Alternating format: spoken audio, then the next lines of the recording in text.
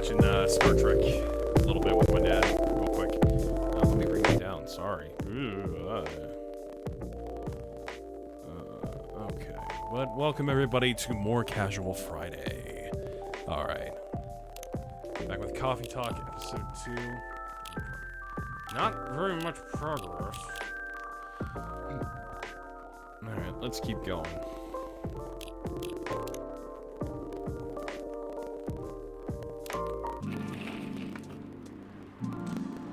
Tactical petition to combine Halloween and Xmas gains traction. Why? Belltown man caught after attempting to outrun police with a sack. That sounds like something you'd hear on Fibbage, the Jackbox game. At some point I want to play Jackbox on here with some friends.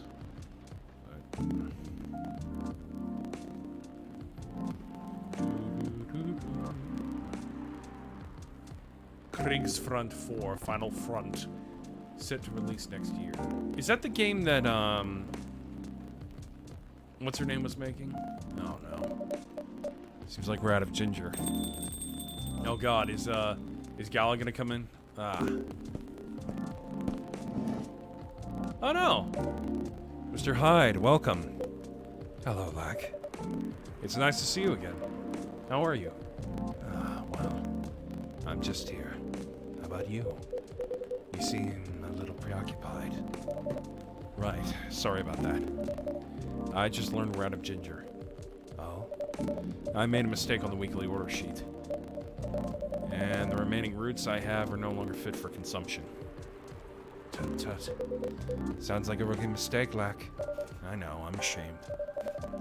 Our storage system is having problems because of the recent power outages. Alas, I'll stock up on the farmer's market tomorrow. Sounds like a plan. You're really busy as usual, I see. Yes, well, nothing wrong with a slow day or two from time to time. Plus it's always fucking raining around here. Although it's been quite a week, if I say so myself. Oh. Well, I'm listening. Pardon? You're weak. Tell me all about it. Are you coming on to me, Hyde? Oh. I'm not even sure where to start. Try anywhere. After all, there's no way for me to correct an unheard story, am I right? Right. Well, the most notable problem recently would be the severe thunderstorms.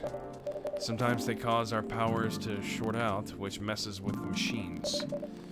So, in case it happens again, my apologies. I see. Warning duly noted. There's also been this ongoing car vandalism in the neighborhood. Apparently, there's a serial deflator of tires on the loose. Officer Georgie was the one who informed me about it. We've also... Somebody just came in? That's weird. Nobody's ever come in during a text box. Text box. Alright. We've also got a lot of new customers, and I think that's about it. Sounds eventful. Even if not terribly riveting. Now, regarding the car vandalism you spoke about. Well, I drove here. To what extent should I be concerned about it? I wish I could inform you with confidence. Hey, welcome, Lita. Thanks for coming to the stream. Unfortunately, I don't know much about it, so I can answer that. Oh, wait, what? Oh, that was confusing. There's nothing to worry about. Your car's gonna be fine. Officer Georgie, welcome. Hey, Lack. I managed to track and narrow down the vandals' strike zone, you see. Because the culprit seems to have a favorite spot.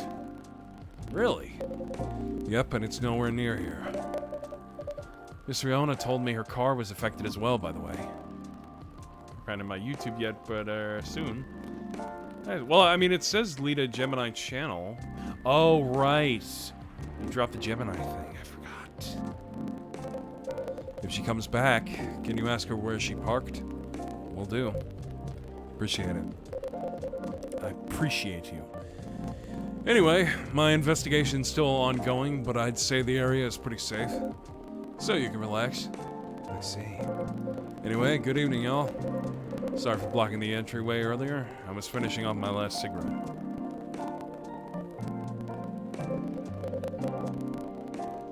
Yeah, but still, yeah. Because it's time to start a new one. Do you mind? Not at all.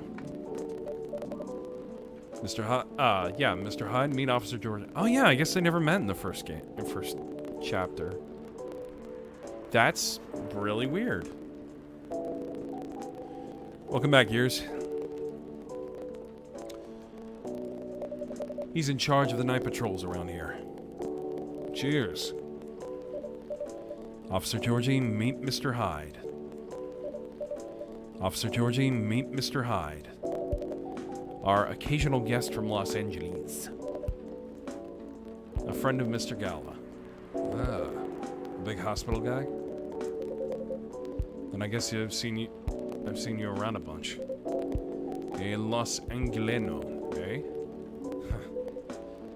Not for much longer, though. Oh? I'm in the process of finalizing my move back here with my modeling agency. That's wonderful news. You lived here before? For about 40 years. When did you move to LA then? Around 20 years ago. Right.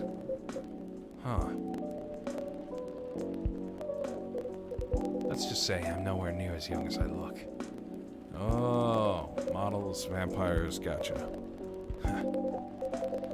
Then as a native Seattleite, let me be the first to welcome you back.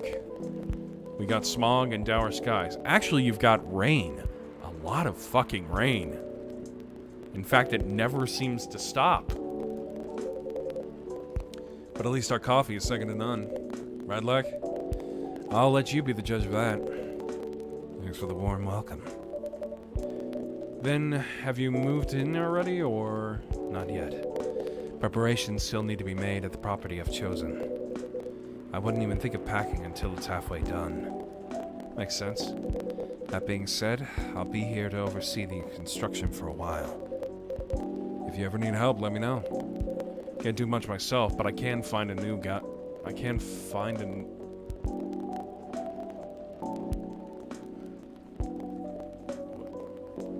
Can't do much by myself, but I can find a few. Okay. I can find a few guys who can. I thought it said new.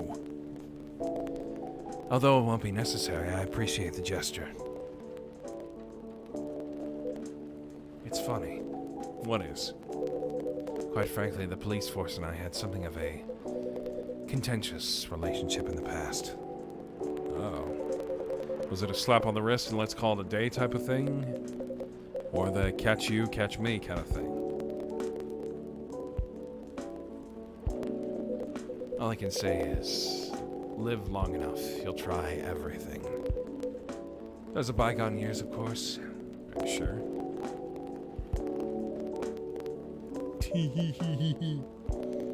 So, does anyone want anything to drink? Naturally. After you. Well, the public servant should put the citizens first, so after you. How idealistic. But I insist. After all, I'm still considering my options. In that case... Well, it'll be, officer. Just give me something nice, like. Are you alright? Not that great, honestly. What happened? Never mind that for now. I got a question for you. Did you, by any chance, see a lighter lying around? Yes. That's right, the lighter. Oh, yes, I did. I have it with me. Phew, that's a relief. Okay, Lack, listen carefully. I need you to take this very, very seriously. Okay? Okay. I need that lighter back, okay? Okay. I mean it. I need it back. The streak of bad luck won't end. Pardon? Just talking to myself. Okay, yeah, I understand. Appreciate it. Would you like anything to drink? Just black coffee for me, please, but lightly sweetened. Okay, how do I do that?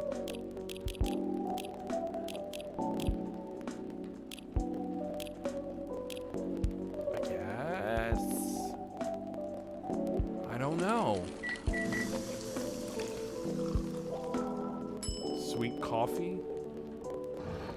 Ah, maybe. It exudes an interesting feel. Pick up item. Proceed. I mean, it says sweet coffee, and he wanted a black coffee slightly sweetened. To hell with it. Here. Finally. Hello, old friend. Thanks, Slack. I suppose I owe you an explanation. Oh, excuse me. There it is. That's your explanation. No. I told you before, right? The slider's my lucky charm. When it goes missing, my luck gets really dicey. Almost got hit by a falling fan at work. Broke the missus' favorite mug. Nearly swerved my car into the sidewalk because a black cat jumped into my lane. A black cat, not even a wreck. Wait, is that Rachel? Are we gonna find out Rachel almost got hit by a cop car? It is Rachel, right? I did say her name right? Yes, it is. Okay. Okay, sorry. I got distracted there for a second. A black cat, not even a raccoon. I swear I'm not making this. Wait, did she actually write that she... Hang on. Oh. Whoa. We're gonna go ahead like that. Okay. Did she write anything about getting hit by a car? No. Okay. Rachel's a black cat, right? If that wasn't a sign, I don't know what is. And well, daughter's still mad at me too. Anyway, glad to have this back. Thanks for keeping it safe for me, Lack. You're very welcome. Here's your sweet coffee to sweeten your evening, officer. Cheers, Lack. Like it's, hey, I'm getting better at this. I could be a barista if I actually knew how to work coffee. I'm glad to hear it. Ready to make your order? Not quite. I want your blood. Do you have any suggestions? We have a couple of new teas if you're interested. No. There's butterfly pea and hibiscus flowers. I don't want you to pee in the hibiscus, huh? Not an ingredient that's usually palatable when it's used in a hot beverage. Perfect. Make me something with it. You sure? We are missing some ingredients tonight. Do you have any specifics in mind? I'll let you choose for me. Just make it red, and who knows? Maybe it can be my new blood vein. Bloodvine. It's a fake blood cocktail I used to get here. Back when it was still a bar. Ah, I see. Make it a bold red drink. I'd like to see what you can come up with. Bold. You gotta be bold. Okay. Now, you can't. Okay, so it has to be hibiscus. All right. It has to be hibiscus.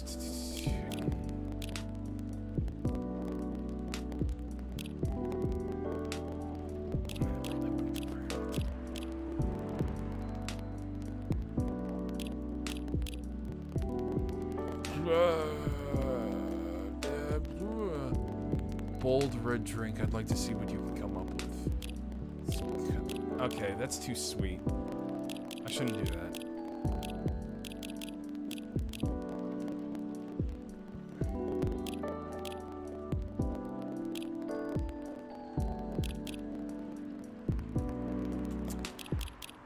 Fuck. I don't know what to do.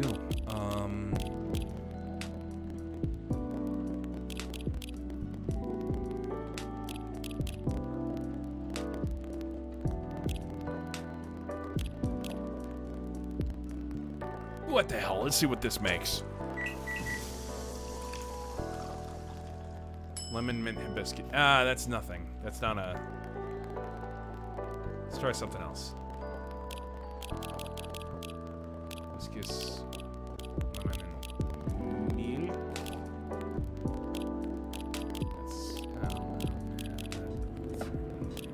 What have I got in here? Let's look at the hibiscus. Spice. Spice, warm and refreshing.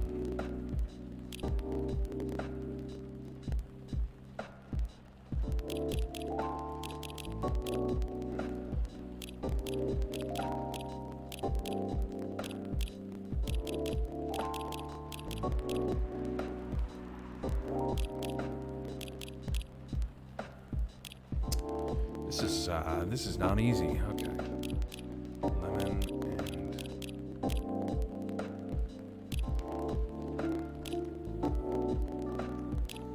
Let's see.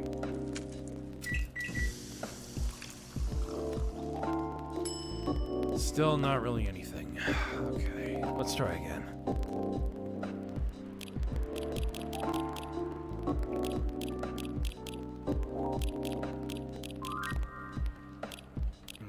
Would cinnamon work? Yeah.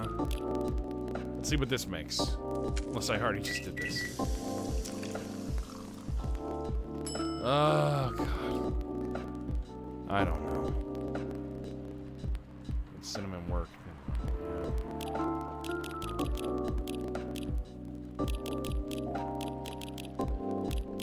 Let's see. I'm running out of,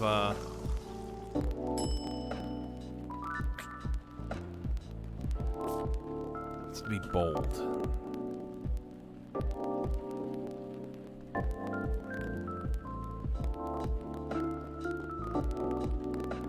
Okay. I've only got, like, one more of these. Just trying to think, man. Let's get some mint. It's not really that bold, though, is it? This is really hard.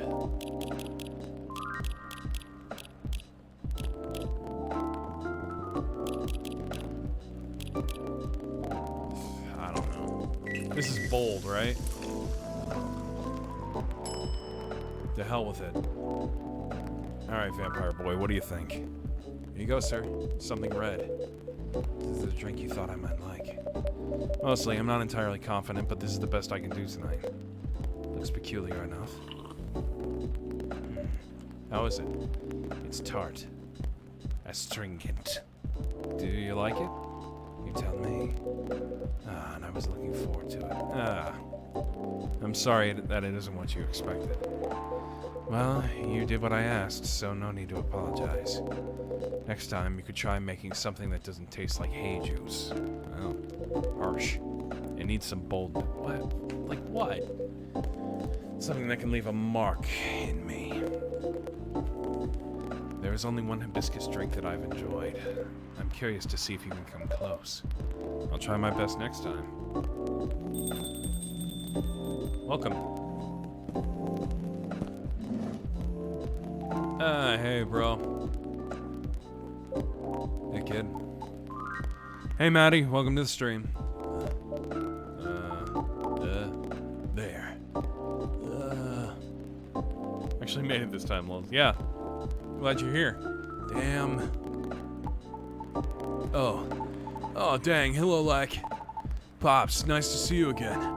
What's up? What's going on? What's going on with you?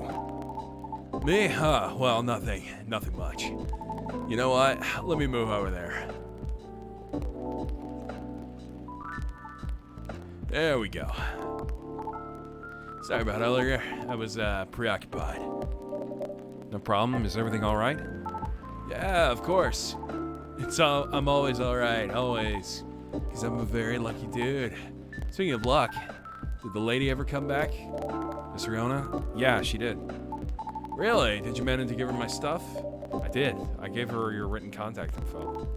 Okay, cool. She didn't throw it away, did she? As far as I know, I don't think so. Great! You trying to keep the soprano lass? Trying to reach the soprano lass? That's right, Pops. I still feel uneasy about how that day went. So I just want to apologize to her or something, you know? Okay. So I guess I just have to wait for her to contact me, huh? I think so, yeah. But what if she doesn't contact me? What should I do? Where should I go? What if she says, get out of here, kid, you ain't got no future? I just don't think I can take that kind of rejection. And that's that. That's her choice. You still right, Pops? Don't think of you as someone who'd have trouble reaching out to people like this. I know, right? It is what it is. Okay, then I'll wait. Any hoodle. Oh, God, what a douchebag. Any hoodle, it's nice to see you again, Pops. Likewise, kid. Hello to you, sir. Hyde. It's Hyde. Wait, so you're really that Hyde? The supermodel Hyde? A big shot, huh? Oh man, oh boy. Never thought I'd randomly see you in a place like this. No offense to you, Lack. Well, I follow your socials, man. Big fan. I especially love the Timeless series you did for Boundless. What if she says some demonic crap and curses you? I mean, that's just a win-win for me, frankly. Who cares? That's an old one. Boundless? It was a lifestyle magazine, no longer in print. Because everything is online these days. What was the series about? It's a photo series I'm out on for. A bit of an avant-garde shoot. Fucking Annie Leibovitz. They were originally set to be displayed in a time travel themed show. What? Some cosplay? What are you talking about here? Alas, the exhibition fell through. So they were rethemed and put in the magazine instead. Yeah, those are awesome. I liked how the series showed peak fashion through the times. Yet the designs were so contemporary. Timeless even. Pun intended. I'd love to see that. Oh, excuse me. Wait. Vogue, if you will, yeah. Wait, let me show you a couple pics from it. Oh, that's okay. Oh, actually, that's kind of cool. Hyde looks great here, colorless or not. Oh, wow. You looked amazing, Mr. Hyde. You should see Dr. Jekyll. Still do. Of course. It was so cool and inspired me to find my own style, too. I'm partial to the 80s inspired look myself. Really? I can't tell. It's my jacket collection. Glad it helped. I did enjoy experiencing some of those times again. Even if only in garment form.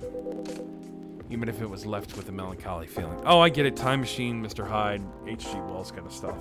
Okay. H.G. Wells did write Dr. Jekyll and Mr. Hyde. I thought he did. But I digress. Would you like to order anything? Oh, yeah, of course. Sorry, my brain can only process one thing at once. Hey, Jargo... I've never had to say this name of yours out loud. I'm just gonna call you Jarg. Because I think that's gonna be easier on me. Is Pierre Matcha supposed to make you feel woozy? Pardon? I tried drinking some before lunch a couple days ago. I felt a tad nauseous. Make sure you read Jekyll and Hyde, a really good book. Yeah. I might do that at some point. I'm trying to get more into reading. Did you have breakfast? Nope. It's a really strong tea, so it still shouldn't be consumed on an empty stomach. That was the main takeaway from our conversation, wasn't it? Duly noted. Thanks. That was Robert Louis Stevenson? Okay. Really? Robert Louis Stevenson wrote Dr. Jekyll and Mr. Hyde?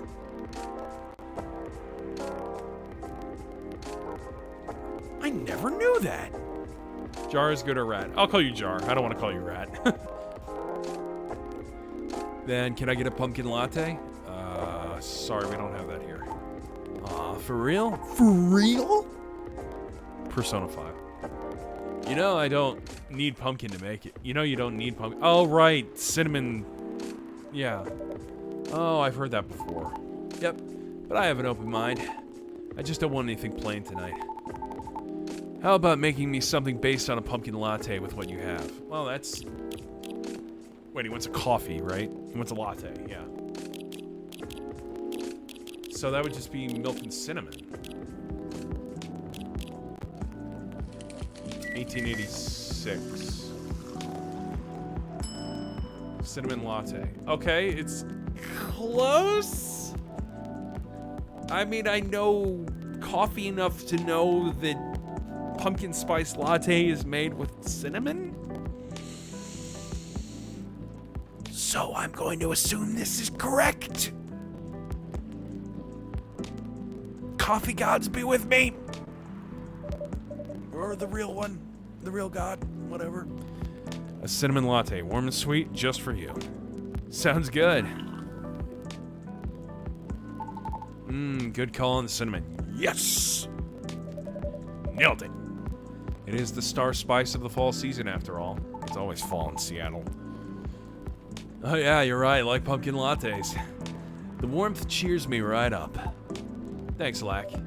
Don't mention it. Good review. Give Lucas all the correct... Oh, are we getting near the end? Are we getting near the end of this? Okay. So, what's the matter? Huh? Why do you need cheering up, kid? Oh, about that. Just the usual work stuff. A few disagreements here and there, you know? It's not easy being this gorgeous. Any working team will eventually have them once or twice, right? Right. What do you do? I'm an influencer. I'm a vlogger / influencer.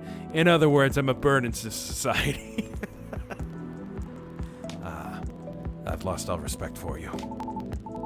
I view a lot of lifestyle things like fashion, places, food, etc. on social media, on the socials.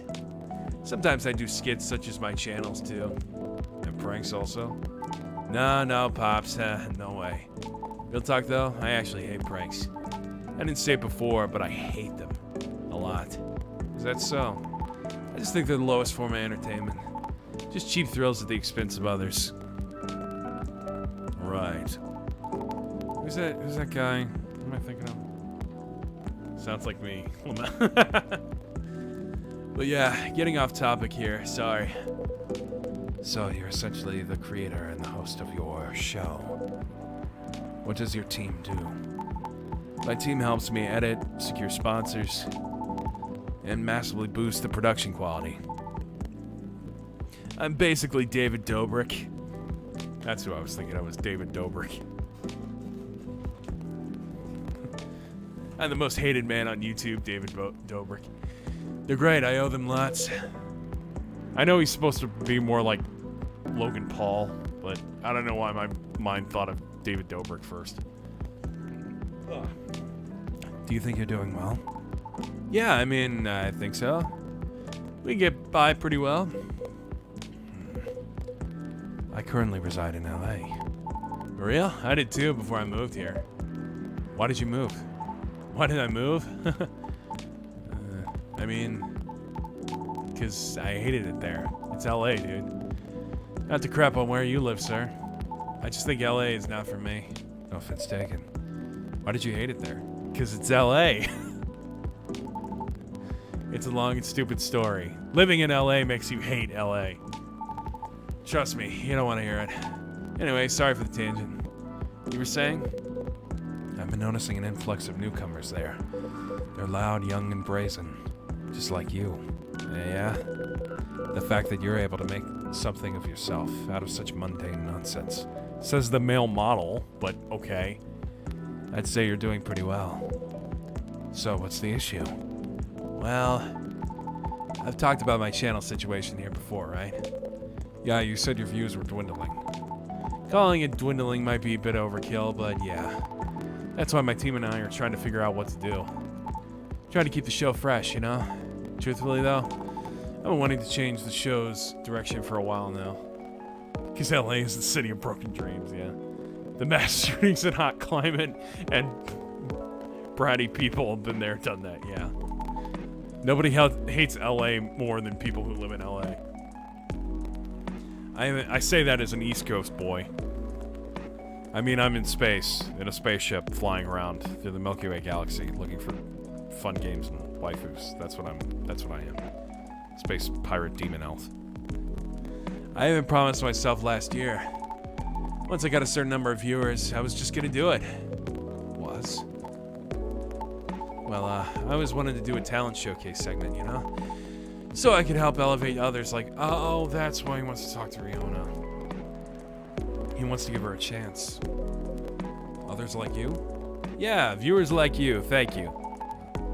Like the soprano lady from before. Like those dwarf actors and actresses on TV shows. Like Peter Dinklage? What are you talking about? Oh, shoot.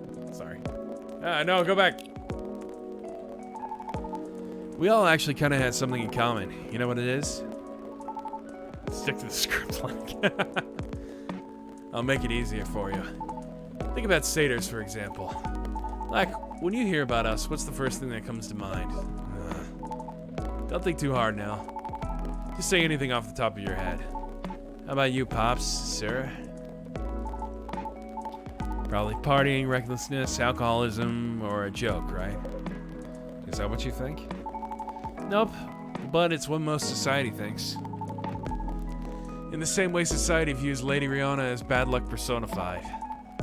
All just because she happens to be a banshee. Besides, society is awful at judging people. We live in it, you know. The immediate trust they have for those who have money. What? Hold on. Let me reread that. The immediate trust they have for those who have money. Okay. Compared to those who had to start from zero. You know what I mean? I get it, you know? Etiquette, social cues, and awareness, that sort of thing.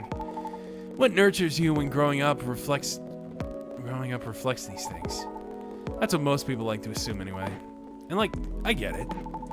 Nobody has any time to learn about everybody. So we just go by impressions. But as someone who started from zero to now, the difference on how people treat me is so damn stark. So damn stark that it doesn't feel all that great, you know? Of course. So yeah, I wanted to carve a space in my work. A place where I could give exposure to those who might not get it otherwise. Then, once again, I ask you, what is the issue? My team thinks my segment idea is too risky. Don't fix what's not broken, they said. They just want me to improve what I've been doing. And you agree? I mean, they're not wrong. Lucas is either big horned sheep or ram. He's a satyr, yeah. They're like ram people. The risk is real. Shit just got real. After all, I'm not responsible only for myself. I got a whole team depending on me now. That's why I'm trying to find a compromise. At least until we become so big that any slight changes won't affect me as much. Will the world wait for you, though, I wonder? Huh? Will the world wait for you to be ready? Have you ever asked yourself that? You see, making choices is always a matter of priority. As you grow, your stake increases, along with your responsibilities. As such, your excuses will continue to pile up. I read Percy Jackson. I know what satyr is. Also me Googling a picture. Oh, shoot. Very big tricksters in certain mythologies, yeah. But, given the pace... I'm an animal guy, not a mythology guy. Fair enough, Gears. Fair enough. I really like mythology, so this stuff is pretty cool to me. Especially that Riona is a banshee, which is not like a monster type we get a lot. But given the pace at which you are going right now, I see your idealistic dream is unlikely to be realized. However, if it's important enough for you to just have good intentions, well, that's another story. Well, a little blunt, aren't we? Am I wrong, though? It is a perspective, you know, one of many. I admit, I don't know much about the entertainment biz, but you've gotten this far, boy. Because all along, you've been motivated by that specific goal in mind. Right, ain't that right? Yeah. Then why... That's why I wouldn't dismiss his intent so easily. Well, you're probably just a bit lost right now. Do you think I should have been gentler then? What's my favorite animal? Foxes. I love foxes of all kind. Nah. I needed the whipping. Those words were hard to swallow, but I need to hear them. Yeah, Hyde has a knack for that. Are you okay? Well, there's a lot I need to think about. So I should go. Nice seeing you, Pops. And thanks for the advice, sir. Black, thank you too. Hang in there. Yeah, y'all too. See you around.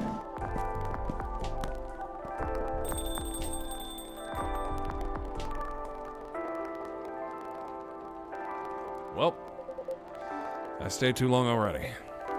So I better go do my work now. Don't want to keep my pay docked. Don't want to get my pay docked, you see. Nice meeting you, Hyde. We'll see each other more often, I'm sure. Hopefully nothing work-related. Have a good night, officer. You too, Black. Be safe out there, officer. Will do. Till next time.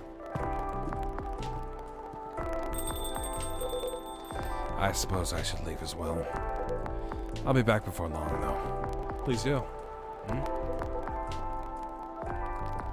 Sounds that are all distinctly different. Yeah, I can. We've got a few of them where I live in space. And they scream like women getting killed. So, is there something wrong? Looks like the officer forgot his lighter again. Son of a bitch. Sorry, I'm a huge nerd for mythology. Yeah, me too. I want to collect more mythology books. It seems our officer accidentally dropped it again. It exudes an interesting feel.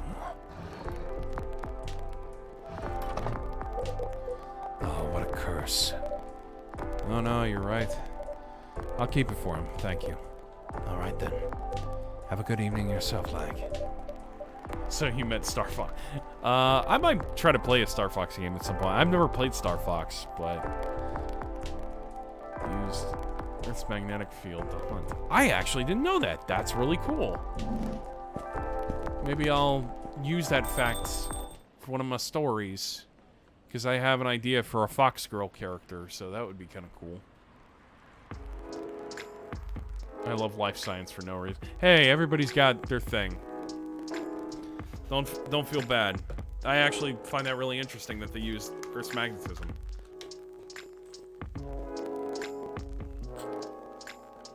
Ah. Water break.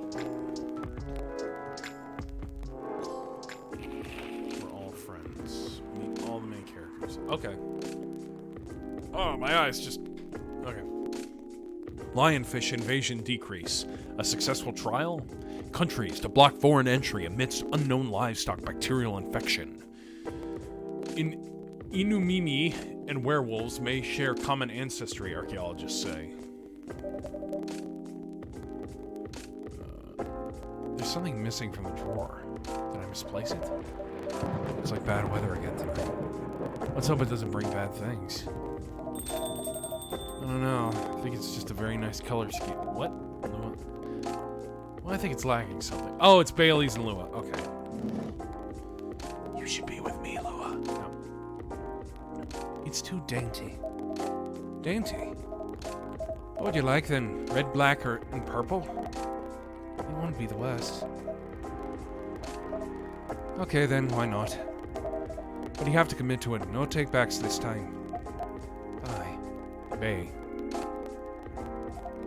I don't know. Maybe. Let's take a break from the topic. I only have time for a quick drink before I go back to work. And it's not like we're going to decide now, anyway. Maybe that's not the problem. How are we supposed to plan this wedding if we keep postponing every choice we need to make? God, these two, man, like, fuck. Hey, like, what do you don't bring me into this, Baileys, please. Pale green, lilac, and daffodil yellow. What? Okay, pale green, lilac, and daffodil yellow, or red, black, and purple. Would you kindly make this decision for me? Bae, don't put Lack on the spot. No, it's quite alright. It's just that I want to know.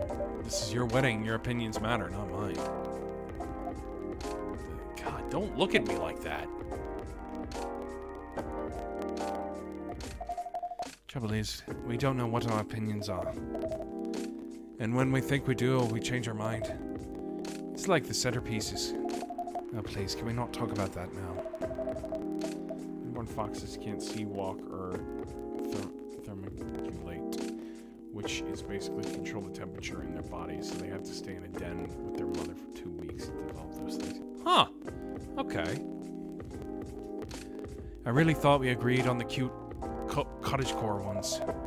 The ones you spotted on Tomodachi. I mean, they were your pick in the first place.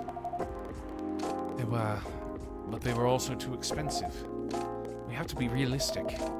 But weddings in general are expensive. Especially when you want to have 200 guests. That's a low blow.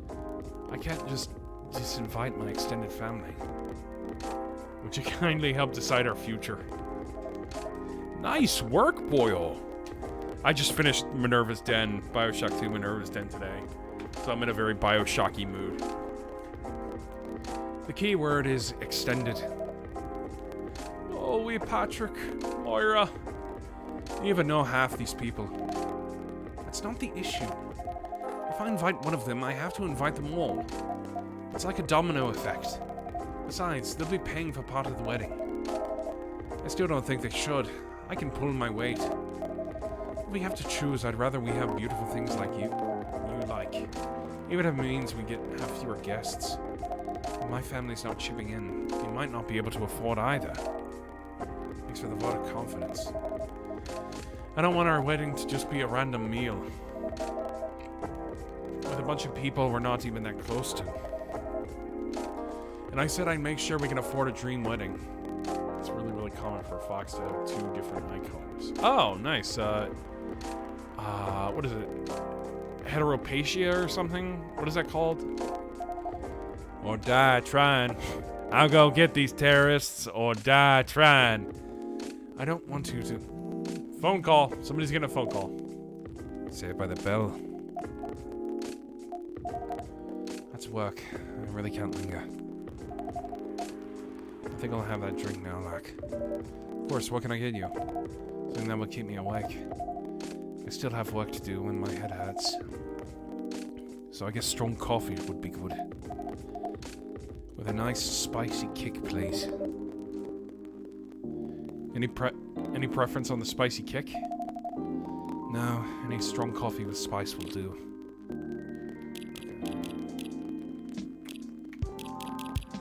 Should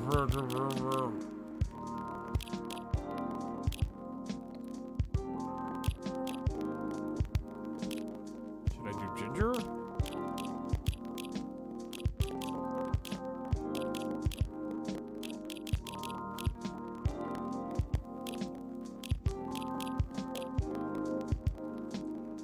Actually, I'm gonna do coffee, cinnamon, and see what that creates.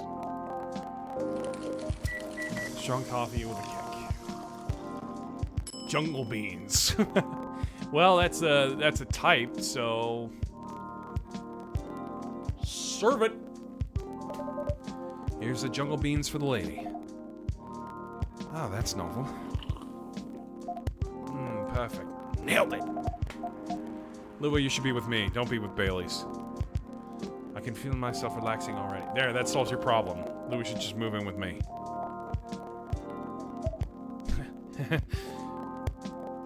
What?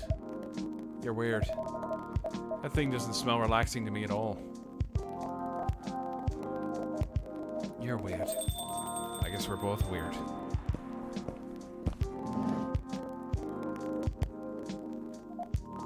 And we are. Hyde. Welcome back. My lovely weirdo. My perfect misfit.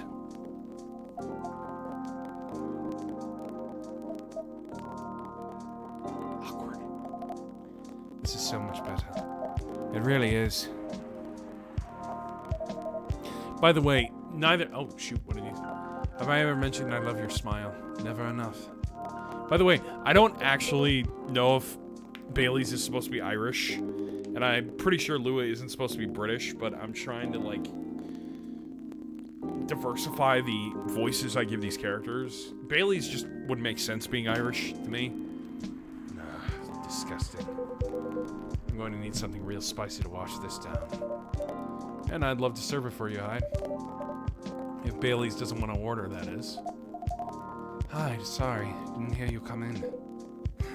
I know. You were too busy doing whatever you were doing. Straight people. Hey, Hyde. Go ahead, get yourself a drink. I can wait. I'll stick here for a while anyway until Lewis properly gets off work. Alright then. Did you hear me, Lax? Spicy is the name of the game. Any preference on the spice of the base? Just make sure it's got a spicy kick of something, then double it. Okay. God. Why do you have to be so difficult, Hyde? You fucking prima donna. Alright.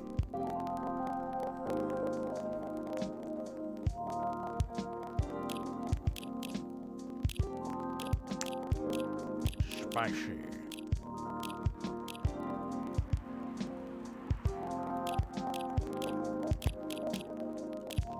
That's not spicy. What am I doing?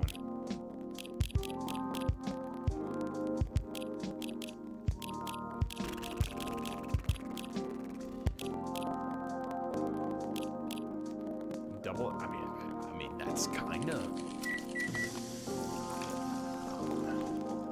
cinnamon coffee. Oh my god. All right.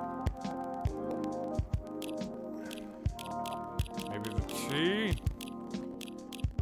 Give us the tea. Cinnamon tea. Let me try hibiscus again. Hang on.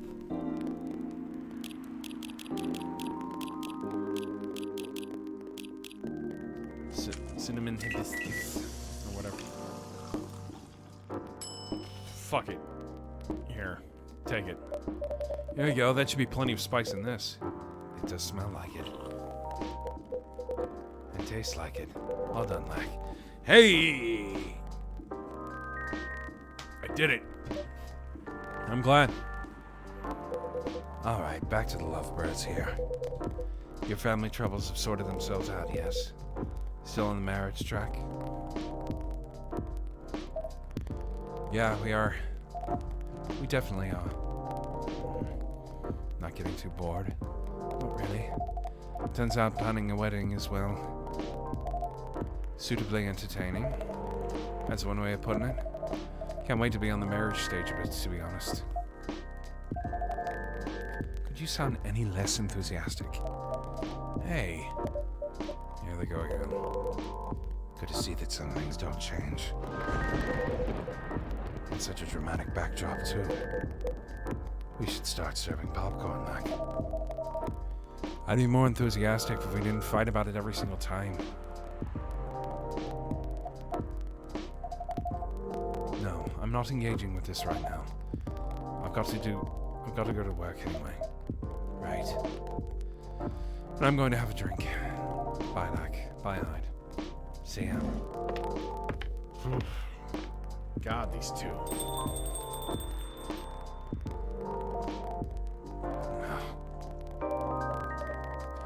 What can I make you, Mr. Bailey's? I think something warm, sweet, and comforting, please.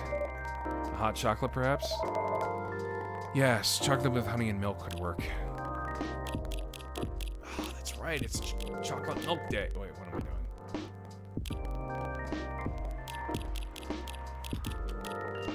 Gosh darn it.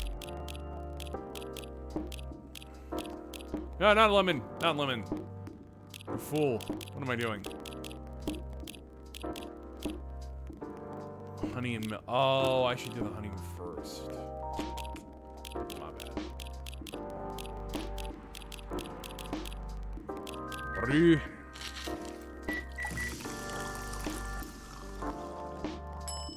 Cocoa bean miruku.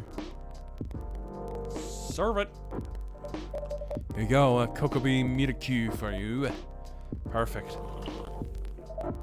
This feels so good, Lack. It means a lot for us that you're always looking out for all of us.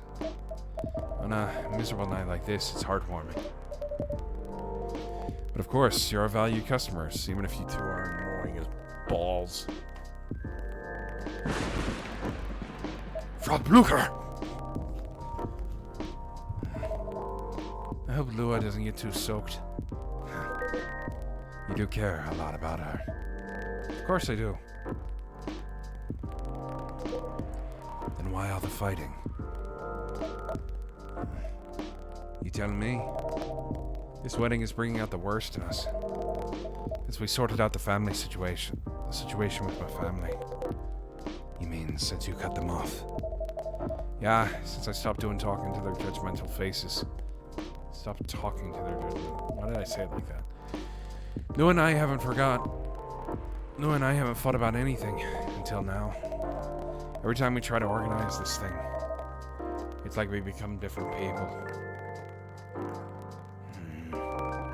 Herm, let me ask you something. Go ahead. What do you want from this wedding? How do you mean? It's not complicated. I'm just asking what you want. If you close your eyes and picture the day, what do you see? Honestly, I have no clue. I know Lua is there, but that's about it. It's not a bad start in truth. But if you don't have a specific expectation, why don't you just let her do what she wants?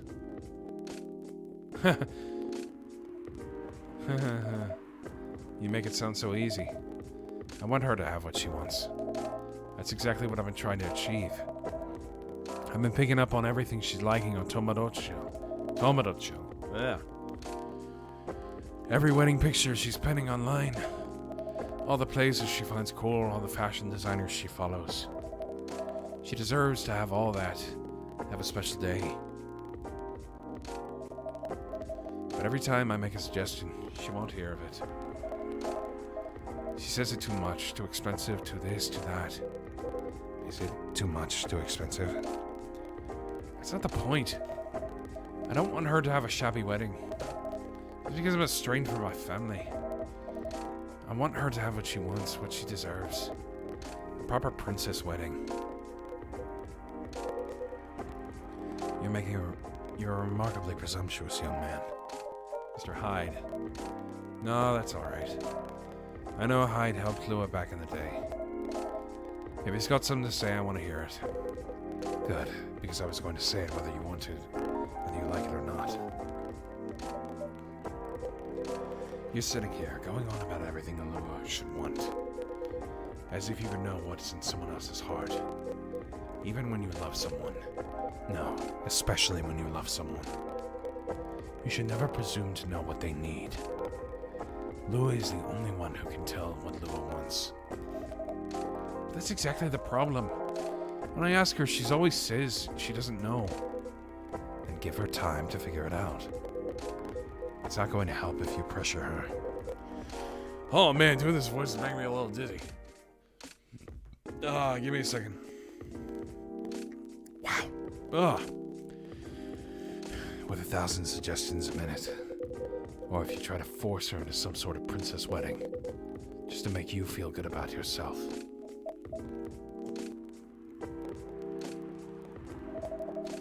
But what if we take so long that we reach old age? And we're still not married. If you reach old age and you're still together, married or not, I think that counts as a win. And since we're talking about taking some time, we should also use that time to figure out what you want. Otherwise, the best you'll get is a wedding, based on your skewed idea of what Lua's wedding should be. That sounds pretty sad to me.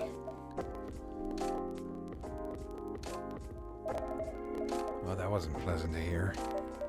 Bailey's. But it also wasn't wrong. Give her time and figure out what I want, huh? Sounds so simple. Should have thought about that one before, I guess. You're not bad at this tough love thing, are you, Hyde? Hey, Sylvie! Welcome to the stream. Glad you could make it. Perhaps I should consider a career in couples counseling. That doesn't sound nearly as fun as modeling, doesn't it? Modeling gets old after a while. I thought you were having a good time in LA. I was. Until I wasn't. I'm moving to Seattle, in fact. I kept my contract with the agency just in case. But there aren't many modeling jobs to be had here. Really? What are you going to do then? Go back to my Mafia dwarf buddies, of course. I am playing Coffee Talk, specifically episode 2. Hibiscus and Butterfly. Yep.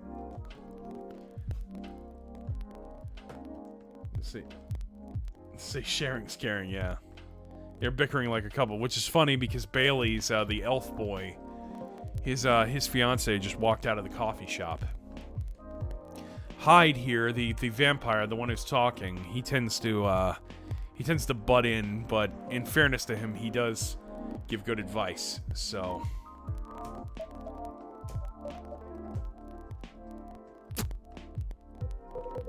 Come on, I'm obviously kidding. Are you? Yeah. I wouldn't go back to them. I'd go back to being chased by them.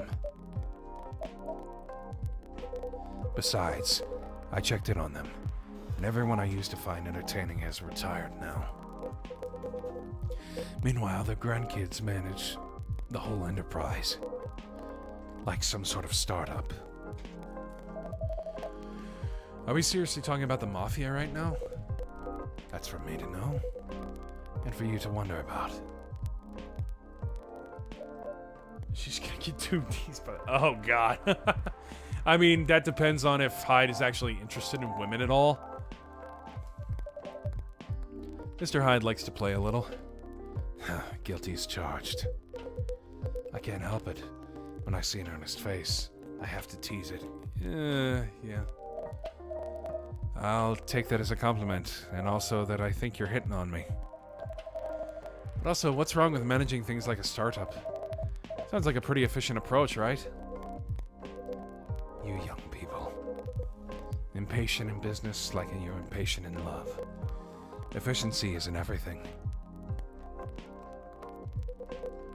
I have all the time in the world. I don't care if things are done fast. I want them done right. Maybe you should go into slow fashion. Or fine arts. If you paint with oils, that'll take some proper time. Fine arts were the first thing I was good at a few centuries ago. But my style isn't trendy nowadays. Too much chiaroscuro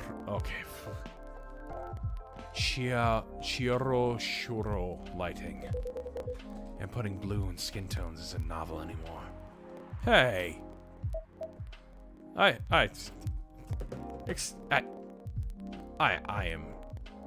am deeply offended, sir. I am deeply offended. How dare you, sir? Are you saying that you don't like my skin tone? How dare you? How dare you, sir?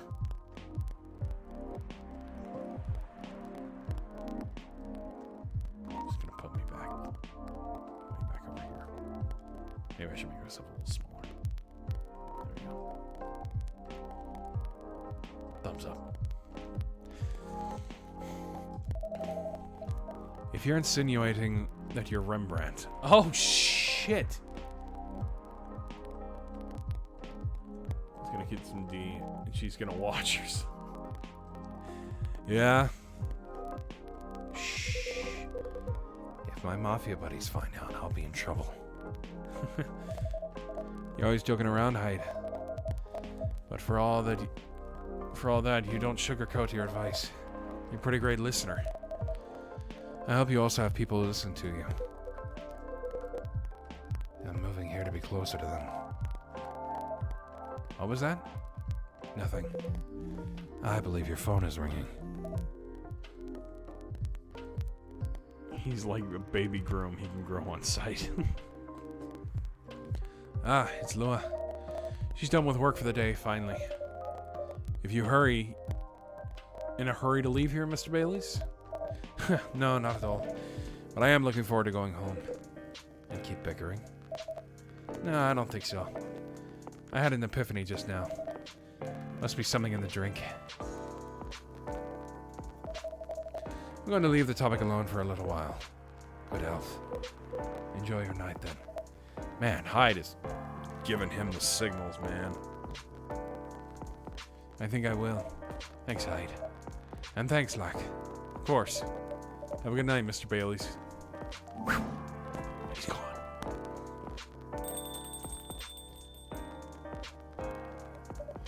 Mr. Hyde. What was that about the mafia and modeling and fine arts? She's going to hear some sounds if you guys might try. Yeah, no, I get you. I get you, Gears. I get you, Gear. Are you genuinely considering a career change? All I'm considering right now is whether my car gets nicked.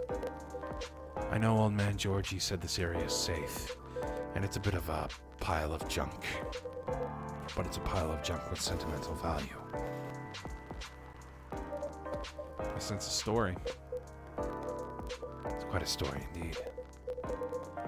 But I'll make it short, because it's getting pretty late. I got this car many moons ago, back when Gala was my bodyguard. I had been stuck in Seattle for a while, working day in and day out. At some point, I decided that I needed a proper break. But you know Gala, he's a bit of a stickler for the rules. There was no way I could have a night out in the middle of a big job, not on his watch. So you slipped his watch. Aha, you know me well, Lack. Some friends and I, we decided to get together. I was to provide the ride, they provided the entertainment. I did the usual thing, I waited until Gala was sound asleep. Then I left a pile of pillows under the duvet, hide-shaped, and I snuck out of the hotel room. There was only one problem. Gala was my chauffeur as well. He had your car keys. He had my car keys. And I wasn't about to poke the bear wolf. So I went to the nearest dealership and got the cheapest car I could find. I only intended to keep it for the night, you see. I'll spare you the details, but my friends and I, we drove to a lovely spot with a view. With the sort of action which, I admit, might appear ambiguous from the outside. But to me, it was very enjoyable indeed. They had an orgy? When we were right in the thick of it, when suddenly, we heard a tap on the window. He had a orgy? Let me guess. That was Gala. The wolf himself. He peers inside, and he starts banging on the door so hard, the whole car is shaking. We all just kind of freeze, and then he says, "How dare you kidnap Mr. Hyde?" Opens the door and tosses my dates outside. Mr. Hyde, you're not winding me up, are you? Oh, Lack, I wish. I have to play a guy hitting on me. This is very strange. Sorry, it still sends me into a fit just thinking about it. He princess carried me out of the car, if you can believe that. That's a conscientious bodyguard if I ever heard of one. Right? Truly earning his yearly bonus. He didn't even have the chance to explain the situation. At least, not until he removed my gag.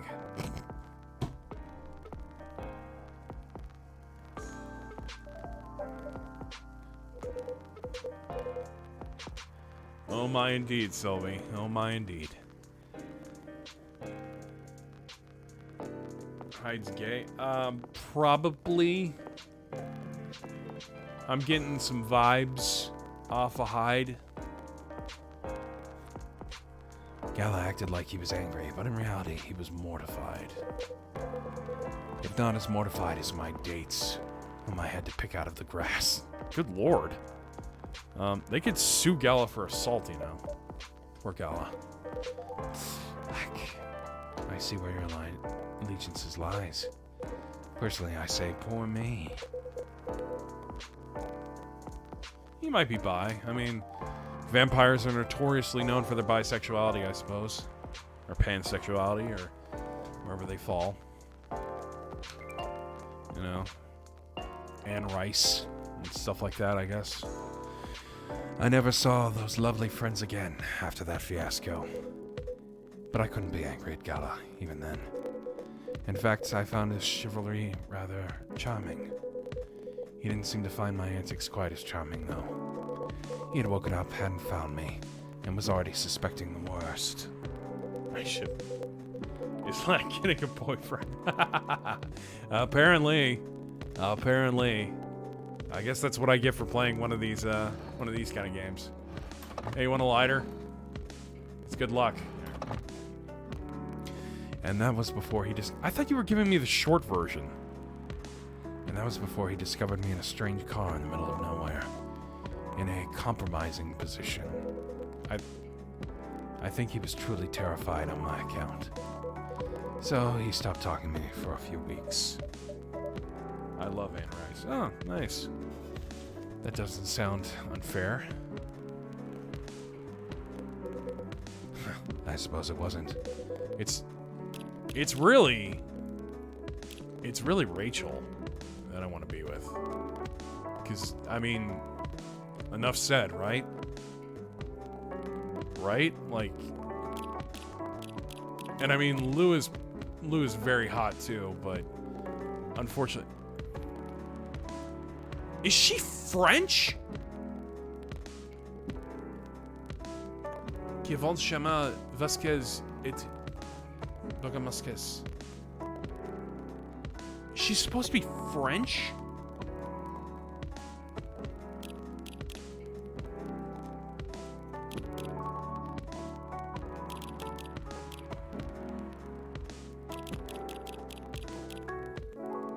Oh, there's Gala. Alright. He also wouldn't give me my car keys back. I got stuck with this old thing you can see outside. Oui, oui. Ha, baguette. Croissant. He got stuck with his old thing you can see outside.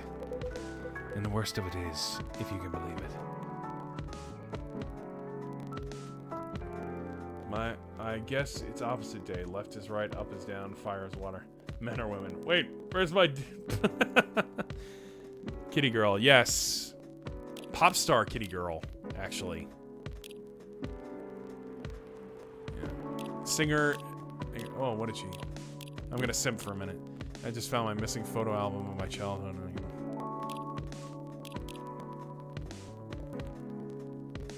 I call him Gears, Sylvie. And the worst of it is, if you can believe it, I decided as a grand gesture to chauffeur him around in it. He stopped sulking very quickly after that. I suspect he wasn't a huge fan of my driving. Anyhow, I decided to keep the car in the end for whatever reason. My car collection has had some serious turnover, but this isn't going anywhere. I need water. When are you not sipping?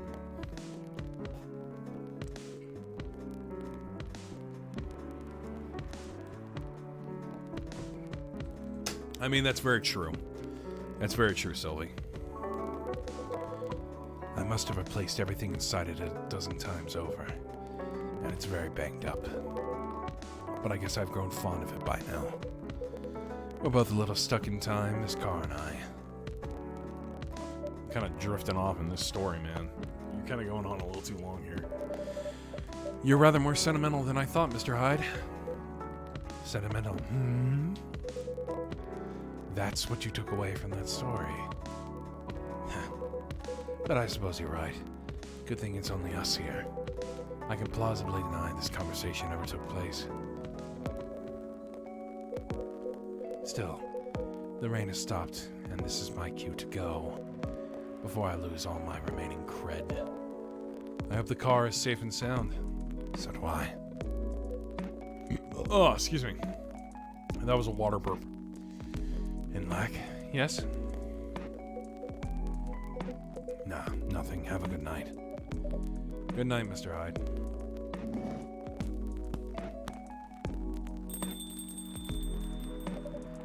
Safe journey home.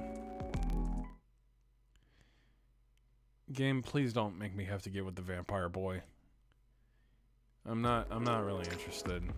Let me get with the cat girl. I know there's no real dating sim elements of this game, but come on. September 25th, 2023. It's the future. 2 months into the future. Almost. Exactly 2 months into the future. I wonder how many people are going to play this in September, actually. Wake me up when September ends. First wave of visa applications to Europe rejected for failure to include passport signatures. I think that's a Papers, Please reference. That's funny. Do toy call me. Oh, I just call you Gears. If that's what you're asking. The rise and fall of Weirdstein box offices, a brief history. Ha ha ha ha. You know, making a Weinstein reference in 2023 seems a little old hat now, but especially now that we're in a strike as of this Let's Play. Okay. Sold out. Replica astronaut suits experience an extreme increase in sale. Wait, does that mean we're gonna see Amanda today? Amanda in silver? Now if the power hiccups don't affect the machine too much. It's a very slow start. Yeah, that's what I usually say about my streams. Just kidding. Well, understandable. Yeah, I figured Gears was just made more sense. Call you that. I mean, you're probably my most loyal fan right now. I'll say that. If you don't mind being considered a fan. Right in the nick of time. Please be Rachel. Please be Rachel. Ah! Silver and Amanda. Welcome, you two. It's a relief to see you safe and sound. Hey, Locke. Yes, we're also very relieved. It was a little scary last time. We analyzed the events of the evening. I found them 31.245 frightening and 68.755% distasteful. Leaving in such a hurry is not an experience we care to repeat. I saw a moth in my window. Oh, wow. Yeah, that's a rare sighting. Hopefully this will be a quieter evening. Yes, that is our wish. Anyhow, greetings are customary in cafes, bars, and restaurants, are they not? Therefore, good evening. I like small streamers because they respond to comments and they can get conversations going. Yeah, I get that. Yeah, I mean, part of me would love to have like 100 people at my stream, but part of me also wouldn't. Like, it's a real catch-22 kind of situation when you're a streamer. You know, even if in reality it should be a good night. We find that very strange. That good evening is a way to say hello, but good night is a way to say goodbye. It is assuming that you never start an encounter at night. Because the theory would... Hang on. Wow, okay, it skipped right through... Amanda looks hot and so polite. Well, we're gonna see what she looks like afterwards. Or they. I guess technically Amanda still has they, them pronouns. But I don't know. Because that theory would appear to be periodically wrong. For example, this is the second time we meet Earthchild, and both times have been at night. Our 100% sample does not bear out the aforementioned premise, but additionally, the very concepts of evening and morning seem only marginally... Amanda. Yes, what is it? I think Lack tried to interject a couple times. Forgive me if I'm mistaken, Lack. No, it's alright. I didn't have anything important to say. The truth is, I'm not sure why our greetings have a circadian rhythm. Earthlings are creatures of habit, I suppose. They get attached to certain ways of using language. And often don't question the actual meaning of words. Yes. At least in this particular case, no one's getting hurt. Since I arrived here, I've observed that some thoughtless uses of language can have a much more painful effect. Indeed. We see and we agree. And we apologize for interrupting you, Lek. Don't worry about it. Communicating without a hive connection is rather challenging. Besides, we have been in somewhat heightened mental state. We have been finding Earth quite curious. Extraordinary, even. We are keen to absorb as much information as we can during our visit here. It seems to us, our siblings who previously visited Earth, came back with findings of rather superficial nature. We are excited to gather data that will advance the science of Earth studies. Our return to the hive will be triumphal. Triumphal? Is that a word? Of course, we do not do such things for the glory, but still, we are looking forward to seeing our work recognized. So you are a scholar, Miss Amanda? Yes, that is a good equivalence of what we are. We specialize in data gathering and analysis of poorly charted territories. That sounds very impressive. Oh, DGAPCT. DGAPCT is much less impressive than our siblings' mission. Silver is an explorer and an adventurer. He is deserving of respect, and his mission to find a prospective partner is of the utmost importance. Still prospective, huh? No progress on that front, I take it? Well, I wouldn't quite say that. Very intriguing. You're always so professional, Lek. You rarely ask direct questions. But I think you're a little curious about the gossip, right? What is gossip? Gossip is information on what goes on in other people's lives. Oh, we see. It is like data on individual beings, then. Yes, that sounds right. We love gossip. What is wrong with it? Nothing at all, and I would love to listen to yours. But let me at least make you a drink first. We must consider our choice of drink carefully. We suggest our sibling goes first. Are you ready to order, Silver? I have an idea, yes. Can we expect an interesting new recipe? You're a barista yourself now, after all. A barista? How am I? Oh, you mean the cafe. Yes, you mentioned you were opening one, didn't you? I am, after a fashion. But I'm not focusing on drink menus just yet. Also intriguing. I promise I'm not just withholding information, Lek. But things are a little complicated. If it's alright, is it alright if we start with a drink?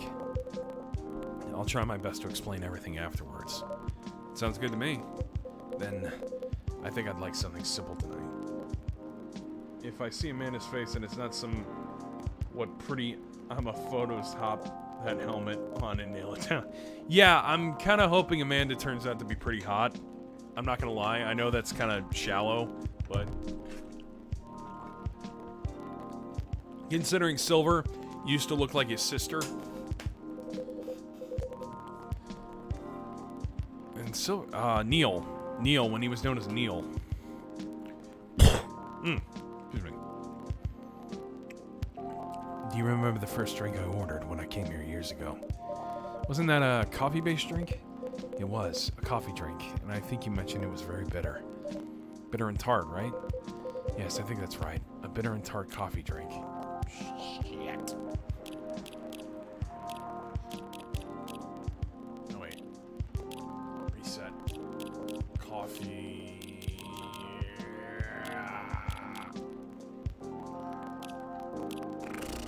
I guess.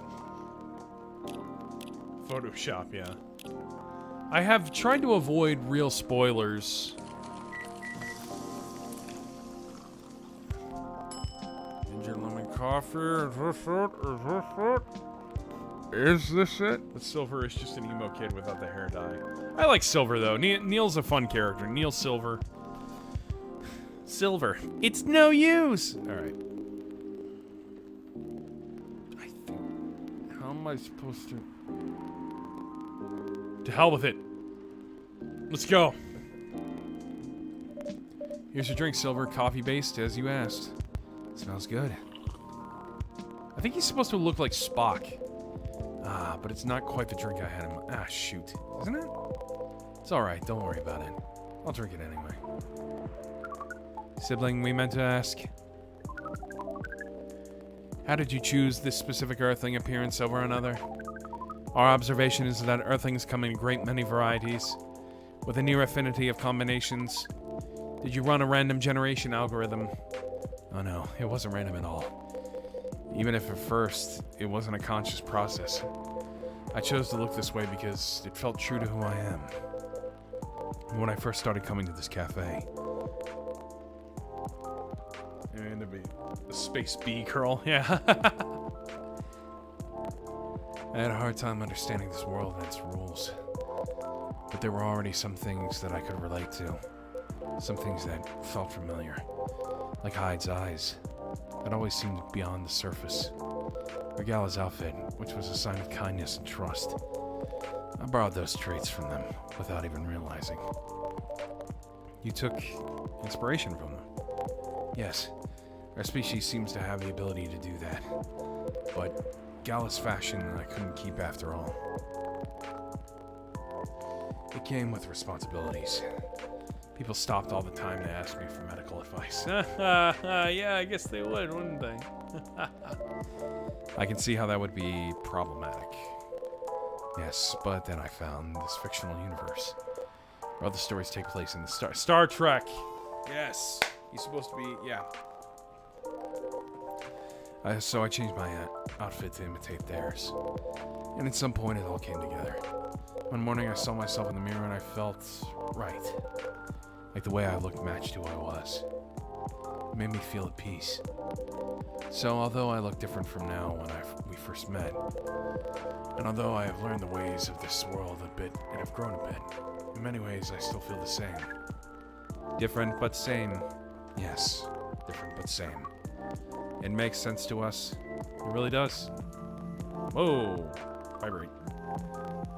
Oh, is that Laurel? No. This is from Pearl.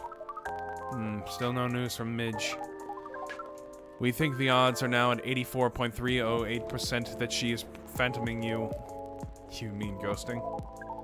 We mean phantoming, as in when you think you hear a sound, but your ears are merely playing a trick on you. We thought we had established a hive connection with Midge, but it was only a phantom sound after all. It was the phantom pain, Metal Gear Solid 5. Anyway, what is Pearl saying? That her calendar might clear up soon, if I want to meet up. Ah, Silver. Sounds like things are going very well indeed. I think maybe time to tell you a little bit about this. But we wish to order a drink as well. Oh, of course, I'm so sorry. Go ahead, Amanda. Our apologies, but the machine's having issues today. We'll let you know as soon as it's working again. Curious that Earth drink-making skills are so refined, yet so unreliable. This is a land of contradictions. It sure is. But do carry on, sibling. Right, so I've been relying on Amanda to help me with the online part of online dating. And it's been working really well. On average, there have also been some small issues. Earthlings are strange. Online dating has a reputation for emphasizing that, yes. Some Earthlings express their interest, but when you say hello, they never answer back. While in real life, saying hello is a starter for 99.845% of all conversations. It seems that online, more humorous or breeding-oriented openers are favored.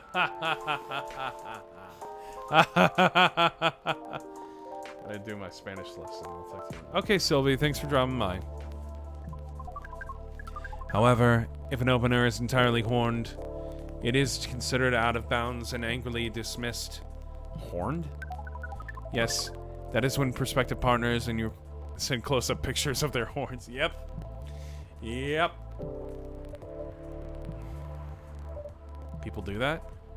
Oh, yes. I think it would be fine after a bit of conversation, but if we get into the mood and they ask me first, I'd probably say yes. Horns can be really pretty, you know? But I feel very strange when that's the first thing they do, before they even write a single word. Silver is like a Star Trek reference. Does that mean Amanda is like the Borg? Well, okay. Here's the thing, Jar. Like I said, Silver looked like this. Looked like his sister.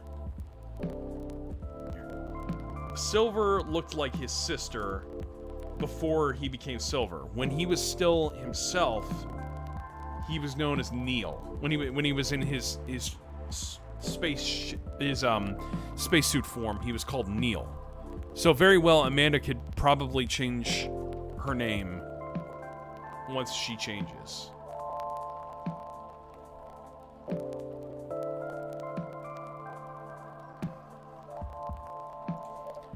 I can imagine.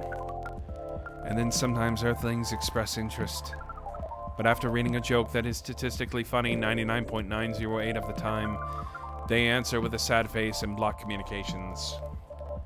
Funny for you 99.908% of the time? Yes.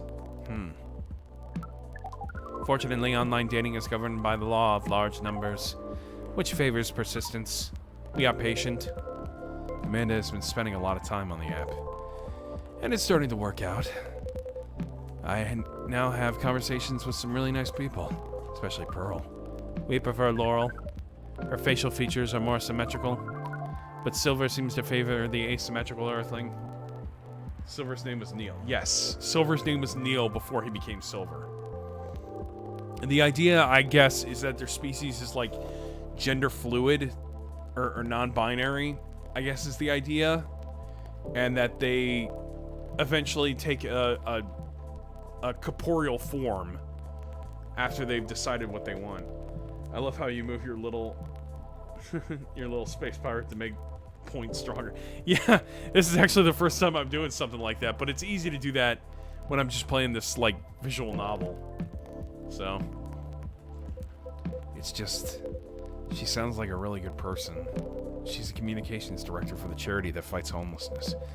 She cares about other people a lot. I don't think she's been very lucky in return. But she's very funny and curious of everything. And her smile. Please desist. We can sense your hormones boiling. And she's the type of person you might be getting a date with. I really hope so. Finger guns. You have a day and time for your date? No. This is on a different topic. Please excuse me.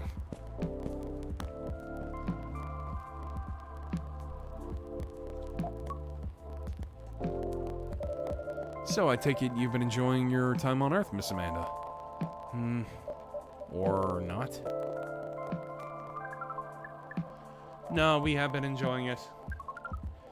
But we also see the limits of it. How do you mean? We are a hive mind. A hive mind knows no boundaries or limitations. We share all our thoughts and desires. It is not difficult for us to connect. We are born connected, but Earthlings are guarded. They have complex emotions, and they have no means of truly knowing what anyone else feels. That makes them afraid of judgment and of hurt. It must be very difficult and painful for them to connect deeply. There is so much they must let go of first. We cannot live like that. You said that online networks were like a hive. Like a hive, but not a true hive. A true hive requires honesty and directness, as well as a desire to deeply understand others. I see. You don't think you could ever adapt the way Silver has? Silver is different. Even when he was part of us, we could sense him looking outwards. That is why he has become such an amazing explorer. That is why he has made the effort to learn Earthlings' codes and behaviors. He did not just want to understand, he wanted to experience. We are not like him. Oh, it's chill. He's talking to an alien and not freaking out that something lives on another planet. Well, I think the thing is, the character we're playing as... Here's the thing. The end of the first episode implied that we are something that's not human. We're something different because Silver comes into the cafe in his new form. When Neil is changed into Silver, So I'm wondering if that has, and Silver's all like, I know what you are, and we don't really know what that means. So I'm wondering if at the end of this episode that becomes a little clearer. But once we have that knowledge, we are satisfied. Uncovering it and bringing it back is what makes us happy. This is curious. It seems we are picking up some earthling instincts after all. It is a good thing that our data readings here should soon be complete. And Silver's on his way to getting a date. It would appear so. Wait. And Silver's on his way to getting a date. It would appear so. Amanda, we have to go. What? Again? The call was bad news. The agent. Too late. Just behind the... Hide them behind the counter, quick.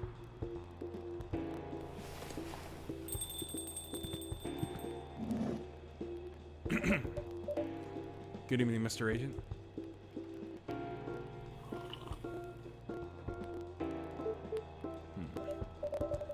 We apologize, but was part of the hive mind, but he's so old he's completely disconnected from. That might be part of it, honestly. We apologize, but our machine's been having issues. We cannot serve drinks at the moment. You know very well I'm not here for drinks. I'd rather not involve any more civilians in this, though. Oh, do you mean me? I'm sorry, but can't whatever this is wait for another night? I haven't finished my drink yet, and it looks like rain outside again. Well, here's something that can't wait, for starters. Barista, did you happen to find an ID card lying around? An ID card? Not that I can recall, no. Well, you haven't been the most trustworthy element. So I think I'm going to look around for it, if that's all the same to you. Agent 47, is that you? Yeah. Maybe it's fallen behind the counter. Let me crack our lost and found drawer first. Would this happen to be it? It's like an important ID card, and shame if somebody were to lose. Well, well, how astonishing. It was here after all. Sounds like my suspicions weren't entirely wrong, were they? It was an honest mistake. Before you make another honest mistake, I'd like you to remember that I'm good at my job. That sounds like a very impressive job to have. What is it you're doing exactly? We uncover illegal aliens and extradite them. Which is why I've been coming here in the first place. We keep getting tips that there have been alien sightings around this cafe. Speaking of which... I don't know why I'm doing like a Peter Cullen voice for this guy, but... like an Optimus Prime kind of thing. Have you noticed anything out of the ordinary, young man? Can't say that I have. I don't come here all that often. But it's always seemed very above board to me. Are you sure the tips aren't a prank? Just a prank, bro? It seems that some young people enjoy those as a pastime. There are very popular videos of them online. Maybe it is. But I still have to investigate properly. Otherwise, my superiors will have my head on a platter. Knock him out and put him in the wood chipper, yeah. Just give him the Fargo treatment. The Peter Stormare effect. But you can't waste your time on a cold trail, either. Surely your superiors will see that you've done your best. I doubt that. They're a bit obsessed with the alien situation. Obsessed? Is that really a big of an issue? Well, having such unusual elements around disturbs the public peace. Your average Joe has no clue what to make of them, you know. It makes people feel unsettled. I see. Although the visible aliens aren't too bad from where I'm standing, at least we can identify and extract them. Aliens who try to pass for Earthlings are a bigger problem. Why so?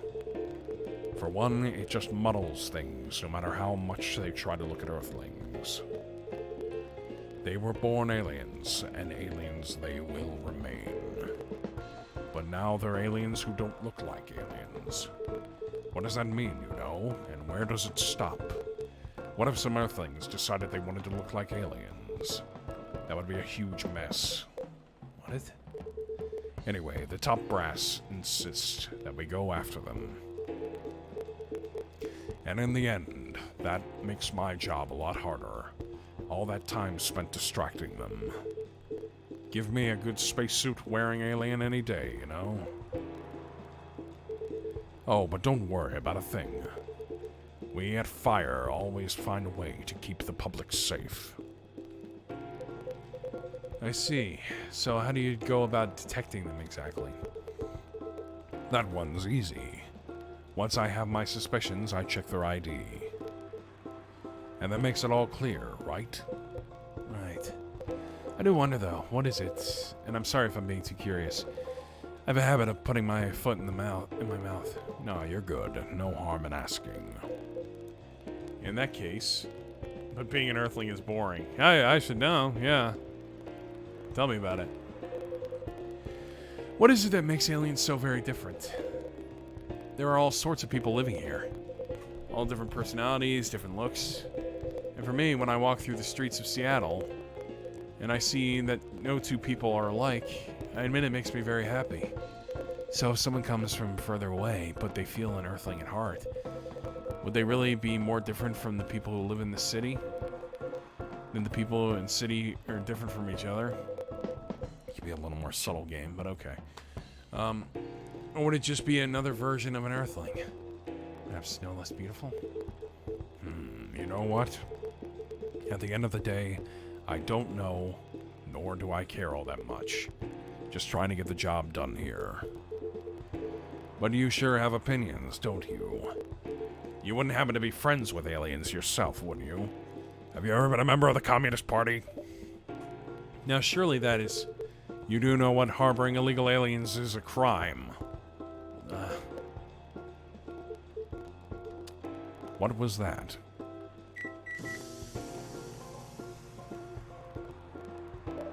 Just a coffee machine. It seems to have restarted now. That's a relief. Right.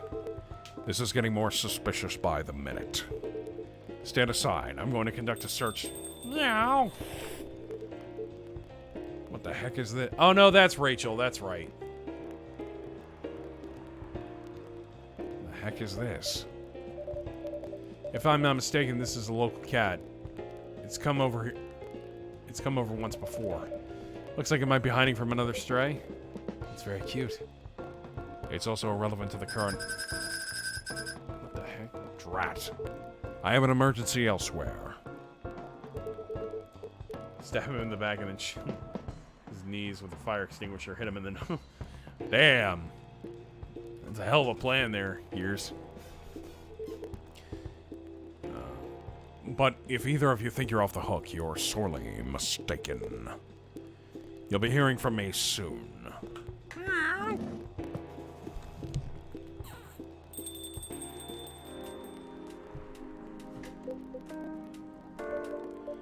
Silver, you're trembling. It's all right. You can come out now, I think, Amanda.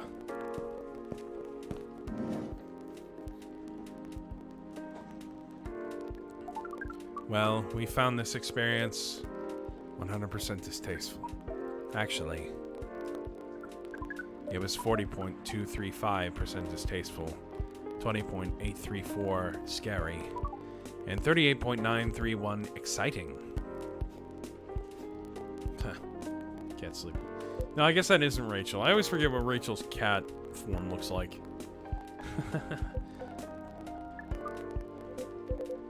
I apologize. This is just nerves. We are truly sorry for this disturbance. It's not your fault at all. But should you be sticking around here? The agent might come back. No. I lured him away, at least for now. You did? Although it's a good thing that little cat came out, and when it did, it brought us some precious minutes. Oh, excuse me. Excuse me. What sort of earthling are you? We see. Do you speak cat? We can feel this earthling's intent better than usual. It is expressing it clearly. It wishes to rest and be left alone. Force him to drink sulfuric acid, kick him in the no-no spot, rip out his teeth, step on his toes, rip on his finger, shove his stick. Alright, I'm gonna have to read that, not read the rest of that. I feel out of sorts. Is the machine really working again? It is indeed. Then make us a drink, and one for Silver as well. The same one should be fine for both. Just make it hot and comforting, and what would you like, sibling?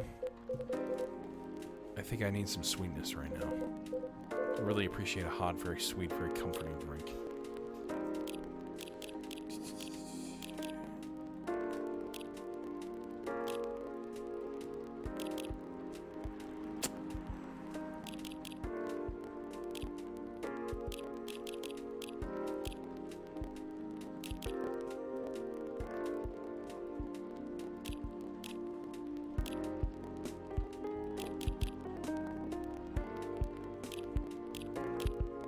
Let's see.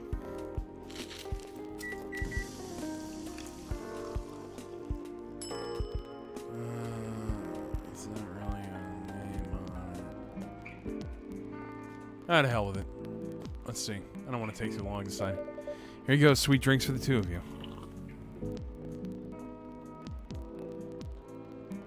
Take it his time. This isn't bad. Although it could probably have been a little sweeter. What are you talking about? The sensation of this is not vastly different from what you served us the other night, but it sounds like it will be fine. I'm impressed though, Silver. You've become quite savvy in navigating these situations. Even if I'm sure you'd rather avoid them altogether. Yes, I would definitely prefer to avoid them. But I need to get used to them anyway. It does sound like you got suspicious today. That's far from the worst of it. So many things. This Gears game. I have so many ideas. But I will rest considering he's gone. But if he shows up again, I'm going to play that song that goes something bad about them. Alright. What do you mean? Oh, shit. Black, you know about the cafe I said I'm opening. Yes? Wow. It's not exactly like this cafe. In fact, it's not exactly a cafe at all. For the past few months, it's been the basis of operation. It's an underground railroad. Oh my god. For SAVE. SAVE? SAVE. Society for Aliens and Various Extraterrestrials. Big savings. Wow. I know. It sounds very reckless. No, it sounds rather admirable. I think I underestimated you. I don't know. But you see why I've had to become savvy, as you said. I have a lot of people depending on me now. Those who are just arriving on Earth and are confused and scared. Those who have adopted Earthling appearances and are trying to blend in. Those who are learning how to understand life here. And how to understand themselves. For all of them, it's an existential matter. Not everyone is meant to have a hive mind. I know I wasn't. No offense, Amanda. We are not offended. We have always known you were different from us. It is all the same to us. You are a sibling, whether you live as the hive or as an earthling. Amanda, I really do love you. Ah, that's nice. What is love? Baby, don't hurt me. That is not a conversation I think we can have right now. I'll explain it to you tomorrow, okay? After we both have a rest. We will remind you of it. I know you will. I think I'm getting a little tired now. Is it alright if we go back? Absolutely, our energy is 94.429% depleted. Silver, is there anything we can do to help? No, I don't think so. Thank you for the offering, really. But you have a different part to play in all this. And you've been playing it really well. You're very kind. Well, in that case, have a good night, the two of you. Please come again soon. We're always welcome here. Yeah, I'm thinking that's supposed to imply that my character is got something else. Us and many others. You know, and we're grateful. Good night, Lek. I'd say goodnight to the cat, but I don't think it needs my wishes. Good night, Lek. See, now we can use good night. We find it rather odd that maybe we should continue this chat while we walk. Alright.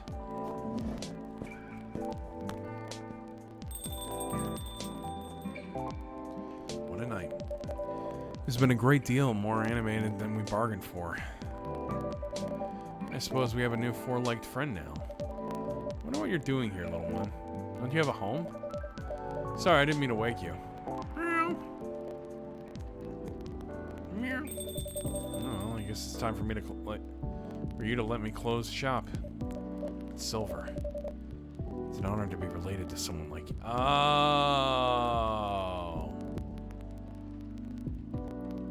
Oh.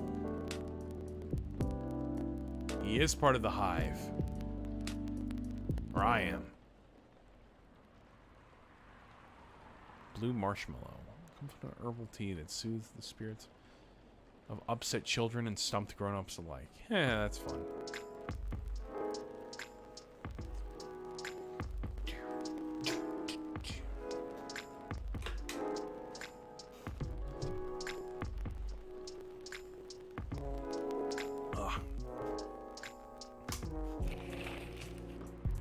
First Workaholics treatment, center to open in 2024. No phone, no laptop, just rest.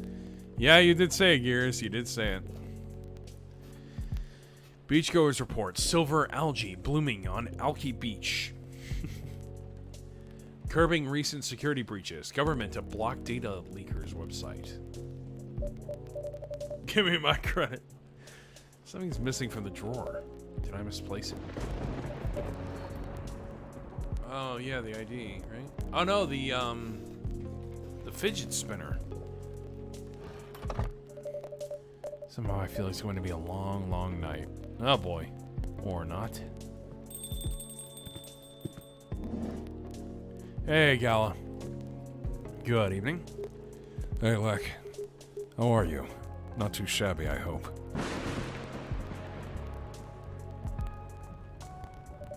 Everything is just fine. You sure? Positive. How about you, sir? How's work? My shift is over, so I'm free now. Nice. Oh, excuse me. That reminds me, Mr. Hyde was just in here the other day. Oh, that's right. Oh, sorry. Did he tell you the reason for his visit? Yeah, he's moving back here, right? Or at least that's the plan. Yes, what a nice surprise. He told me he's got a few things to discuss on that. Well, that's part of why I'm here tonight. Aside from getting myself a hot drink, that is. On that note, I'm so ready to take your order. Much obliged. So Henry told me about this Indonesian ginger drink. There's milk, honey, and a couple of other stuff in it. It's called a stimch. I'll have a cup of that.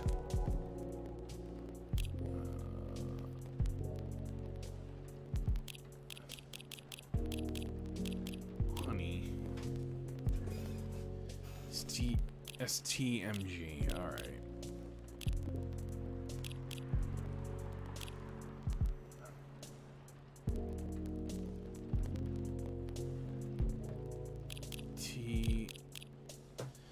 Alright, how do I make this thing? Do the Google.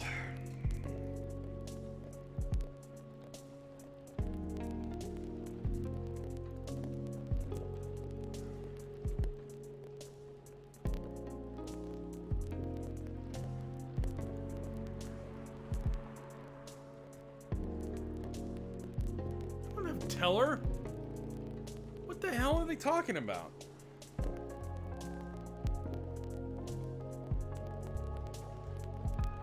Honey and ginger. Okay.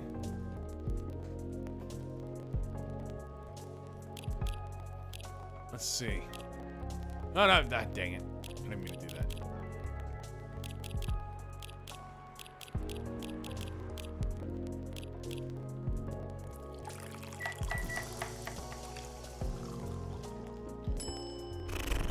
That's not it.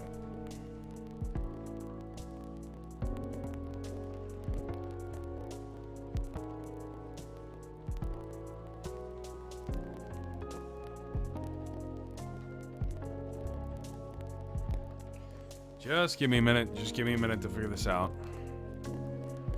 Milk, ginger, and honey. Oh, I get it. Okay. I did it backwards. Milk, ginger, honey, brew.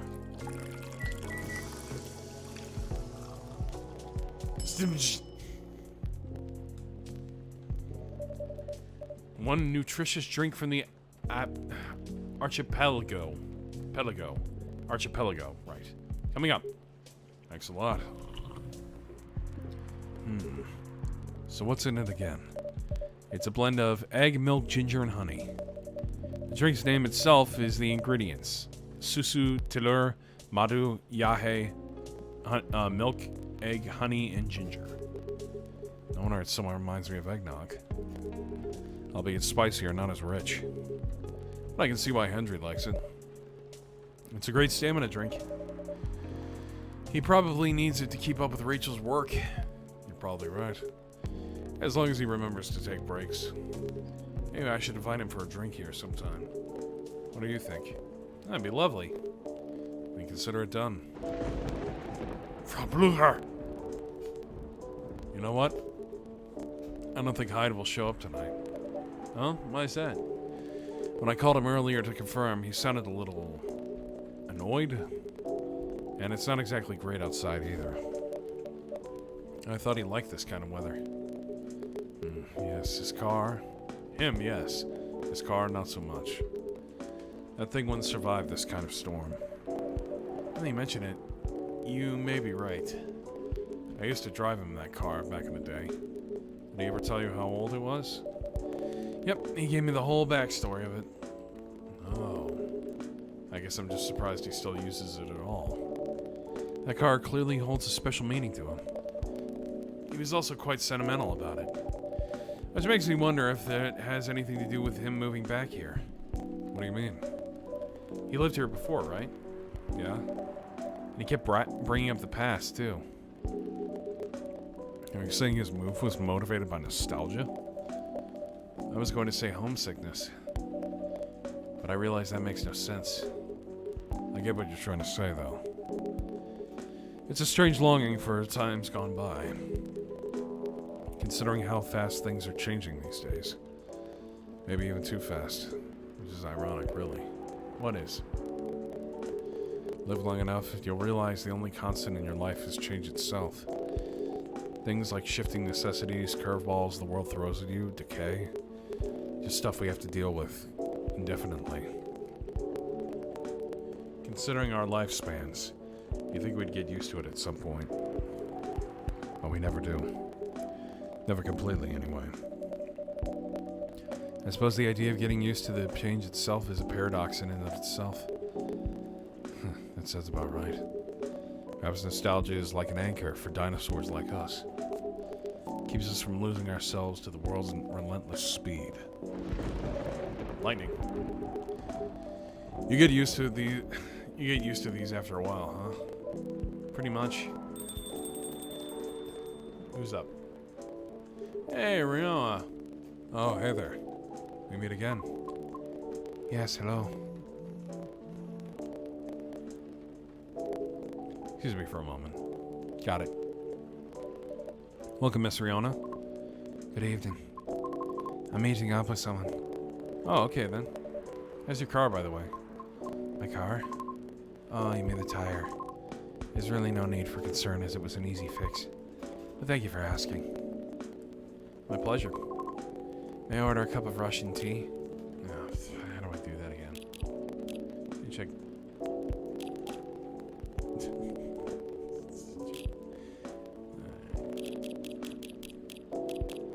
Lucas. It's a b-ball outside of the school.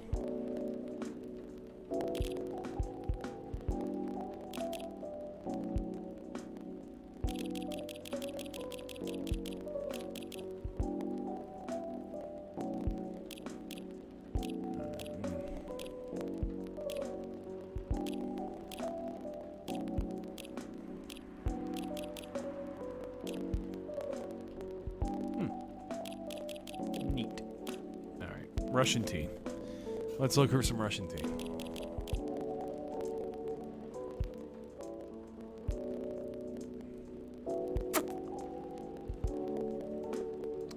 Figure out how to make that.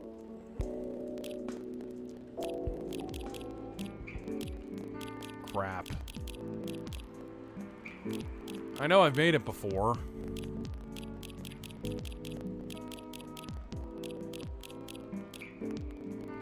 Go blue lightning.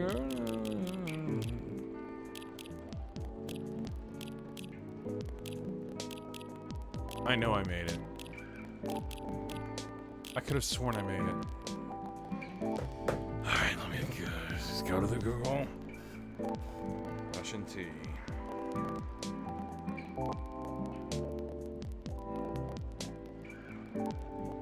Everybody Russian. Oh no, I saw it in the loading screen, that's right. Tea, lemon, and cinnamon. Okay. Thank you, Google. Brew.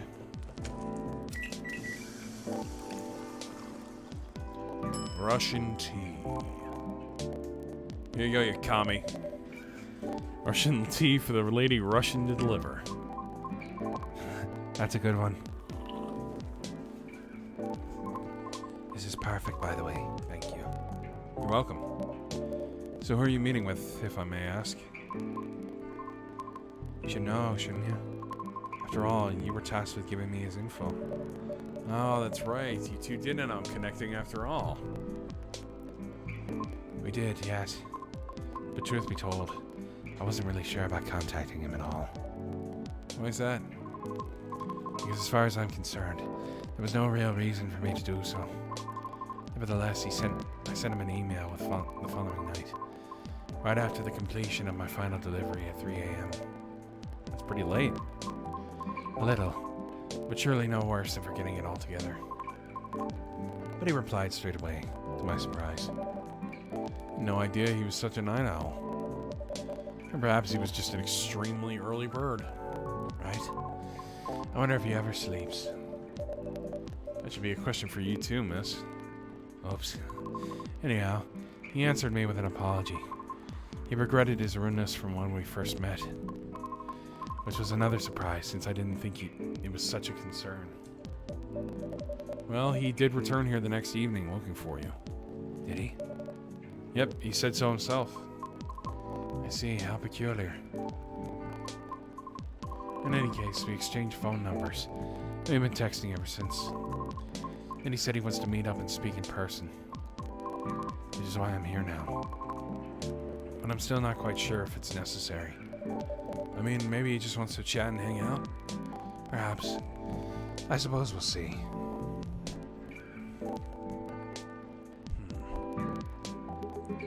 Yeah, so Hyde's not coming tonight. Probably for the best, given the circumstances. Is he okay?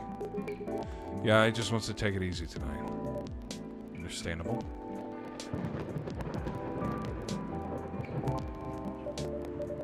My apologies for these surges.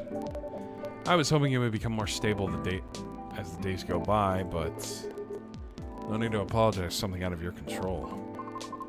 That's right, you tried everything you could. I know. It explains so much. Alright, with Silver and Amanda's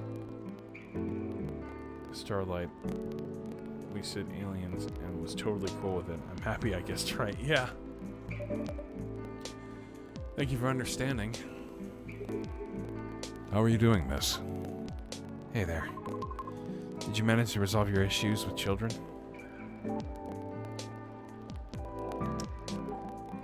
Sorry?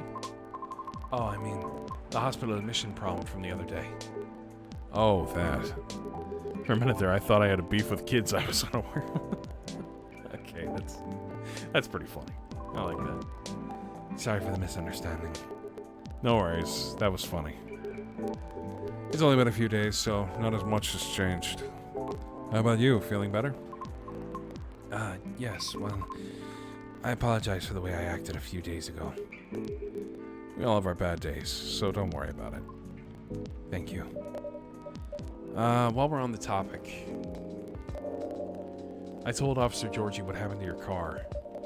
Would you mind pointing out where you believe the incident took place? Sure. It was quite near the police station, actually. At a metered spot, just outside of the now defunct library. Oh, the vacant building on the Bourne intersection. Yes, that's correct. I see. So it was originally a library. You know the area? I know the property, yeah. It's been abandoned for a long time now. But it's a heritage building, so I often wonder why nothing's being done with it. Since it's located in a very populated, culture-centric neighborhood. That's true. There's even an art college nearby. Right? Then again, I've always found the street a bit odd. Odd? How? It's just barren. Especially if you consider the area.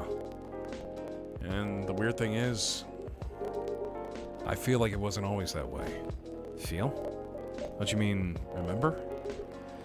Nope, exactly what I said. It's a feeling, not a clear memory.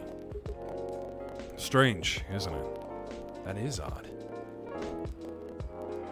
Well, there used to be a flea market there.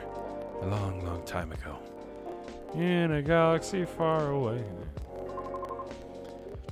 Ugh. Perhaps that is what you were calling. A flea market, huh? The last time I drove there, I remember seeing nothing but concrete. Oh, wait. There was a single dead tree surrounded by strange trinkets. Yeah. A dead tree, huh? No idea why I almost forgot about it. It stuck out like a sore thumb. About 8 feet tall, no leaves. It's been there forever, as far as I know. That hawthorn tree was something of a landmark for us drivers. And the trinkets you spoke of were actually remembrances of sorts. Remembrances? Hold on. I'm just going to recap a bit here, okay? Sure. Your car was vandalized near a metered parking lot in front of an abandoned library. On a seemingly deserted street within a busy area. That was has a large dead tree surrounded by remembrances for some reason. Sounds about right. Except the tree is no longer there. Oh? Are you serious, Pops? Why wouldn't I be? This is crazy. Okay, here we go. Good evening, gentlemen. Hey, everyone. Oh boy. I thought I'd be early, but you're already here, lady. Hello. Lack, for the love of all things holy, tell me my lighter is here. Well, you're just in luck because it is. Hot damn, thank goodness. Would you like me to get it now for you? It's fine. I'm just glad to know it's here. Just bring it with my drink later. Sure, let me know when you're ready to order. Cheers. Well, what's up with y'all? What's new? Evening, officer. We were just talking about the spot where Miss Riona's car may have been vandalized. Oh? They got your car too, lady? Yes, but it's not a big issue. Still, sorry to hear you had to experience that. Where did you park your car, miss? I can send you the coordinates if you like. That'd be real swell. Got it. Okay. Oh. Is it within an area you expected, or? Pretty much. The same location where I parked mine a week ago. I see. I guess this is relevant. I'm trying to figure out what the twist might be for this one. You can rest assured we already increased patrols in that area. That's great. But I am the only one doing it at the moment. That sucks. What's that? Am I hearing you, out of all people, doubting my skill lack? No, of course not. I just thought it means an unfortunate increase in your workload. Huh, well, them's the breaks, I suppose. Anyway, give me your strongest espresso, Lack, and don't forget my lighter. Coffee, coffee, coffee. Brew.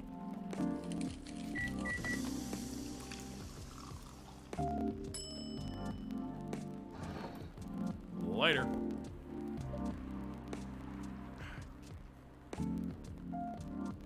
Proceed. Serve it. Oh, there it is. Thanks, Lack. Probably think I'm being silly. But what can I say? It's my lucky charm. Yeah. It's borderline superstitious, I know. Do you have anything of the sort? Well, I have a good reason to be superstitious. Are you just gonna keep talking, man? Whenever I don't have this with me, things happen. Right. Alright, here comes the strongest espresso in the house. Cheers.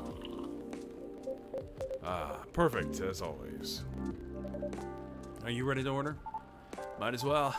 I'd like something desserty, because it's my cheat day. Sure thing, any specifics in mind? I saw a video of a Spanish hot coffee drink yesterday. It was so thick, I thought it was chocolate sauce. The name also reminded me of a song. For some reason, I can't remember the title right now. You know, that sounds awfully familiar. For real? Then I'll just have a thick cocoa. It's got milk and a little hot spicy kick to it. Okay. Milk. Cinnamon? That seems to be the logical... Spiced lady. So that's... Eglin? I can trash it. Hang on. I want to double check that. What am I supposed to be feeding him?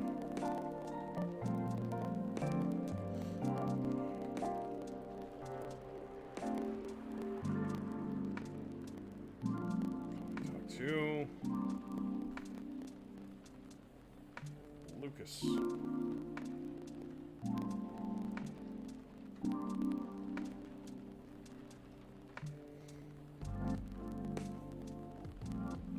Oh, it's Ginger.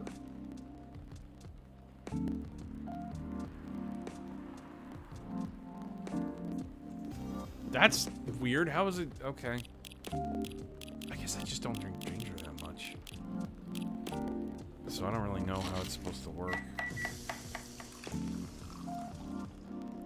Spanish Sahara. Serve it. Here comes a cup of Spanish Sahara for you. Ah, so that's what it's called? That's what we call it here, at least. Very cool. Very cool. Very cool. Then bon appetit.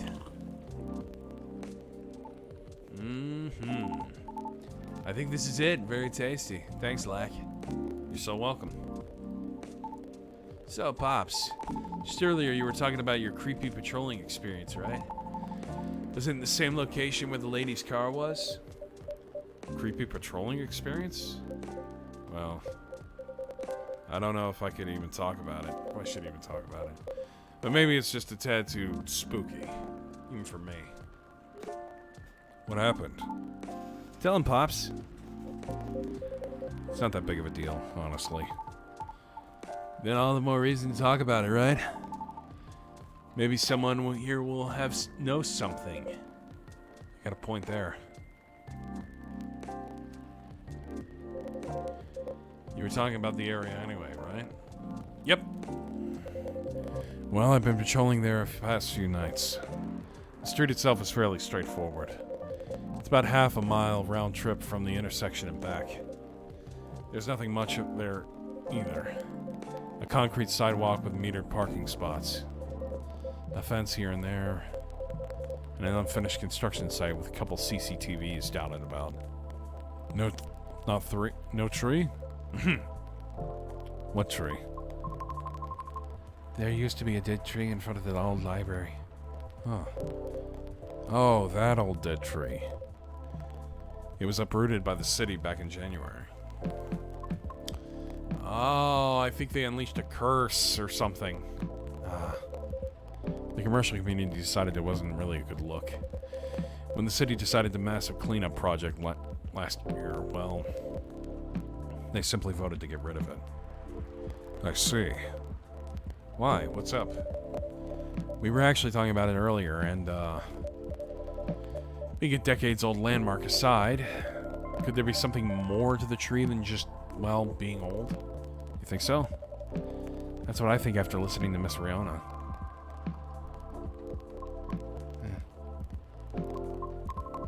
Are you expecting something from me, Lack? Huh? Ghost tree revenge, yeah. Oh, no. I'm sorry if I crossed the line. You just seem to know a lot about it, and I didn't want to mix up facts. I understand. But I would like to hear the officer's spooky tale first, if you don't mind. Gladly, miss. Almost forgot about me there, huh? So anyway, patrolling on that street is an easy task. Only 4 or 5 cars would park there overnight at most, which makes keeping track a breeze. Sounds ideal enough. As expected, though, nothing happened the first 2 nights. But yesterday was a different story. Oh, the music stopped. Oh, the music stopped. Hold on. Oh my god. This is actually kind of spooky. What a strange setup, eh?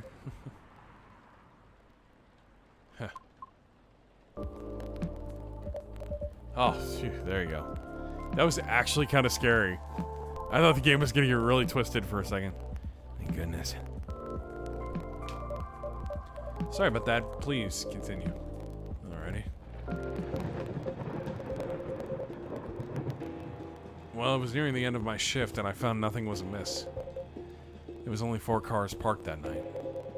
2 spaced across the street and 2 in the opposite corner, side by side. My plan was to leave after I walk one last round, and make sure everything was okay. And a reminder, you can cover the whole place in only 8 minutes. Okay. Then at the end of my walk, I took a drag on my cigarette. Smug as I was about to clock out, thinking 'twas another night job well done. Right? Wrong. As I immediately faced with the impossible. Having flashbacks from Gears of War 2 Act 3. Huh. 3 cars, 2 side by side, 1 across the street. All tires flattened. That's 12 vandalized tires for you. In the span of less than 10 minutes. That is so strange. It would take several minutes to flatten just 1 tire. And that's if you're using the right tools. Right? But that wasn't all. Oh no, it wasn't. Because that was the moment when all the streetlights went out. Suddenly. And all at once. What? Right after that, I heard flutters of footsteps and laughter. Flurries of footsteps and laughter. They were going further and further away from the scene, and yet I saw nothing at all. Nothing at all. Nothing at all. Oh. Are you sure? Did the CCTV catch anything? The infrareds actually managed to catch something, but the videos weren't clear at all, so I'm still investigating it. Jeez Louise, Pops. That's way spookier than what you told me in the car. But it's cool, though. I may be laughing now, but I almost pissed my pants there, you see. Well, whoever they were, they sure worked fast. Right? Anyway, Lack, I think I want another drink. All that talking has made my throat dry. Yeah, you and me too, Georgie. And coffee ain't cutting it. Alright.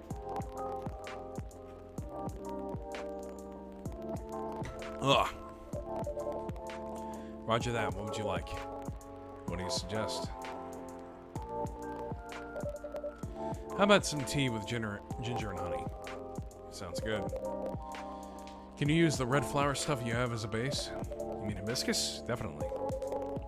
Okay, I'd like a red flower tea with ginger and a touch of honey. Ginger and a touch of honey.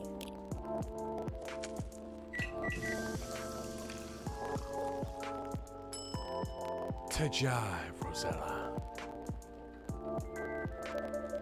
One piping hot to jive, Rosella, for you. Oh, what does that mean?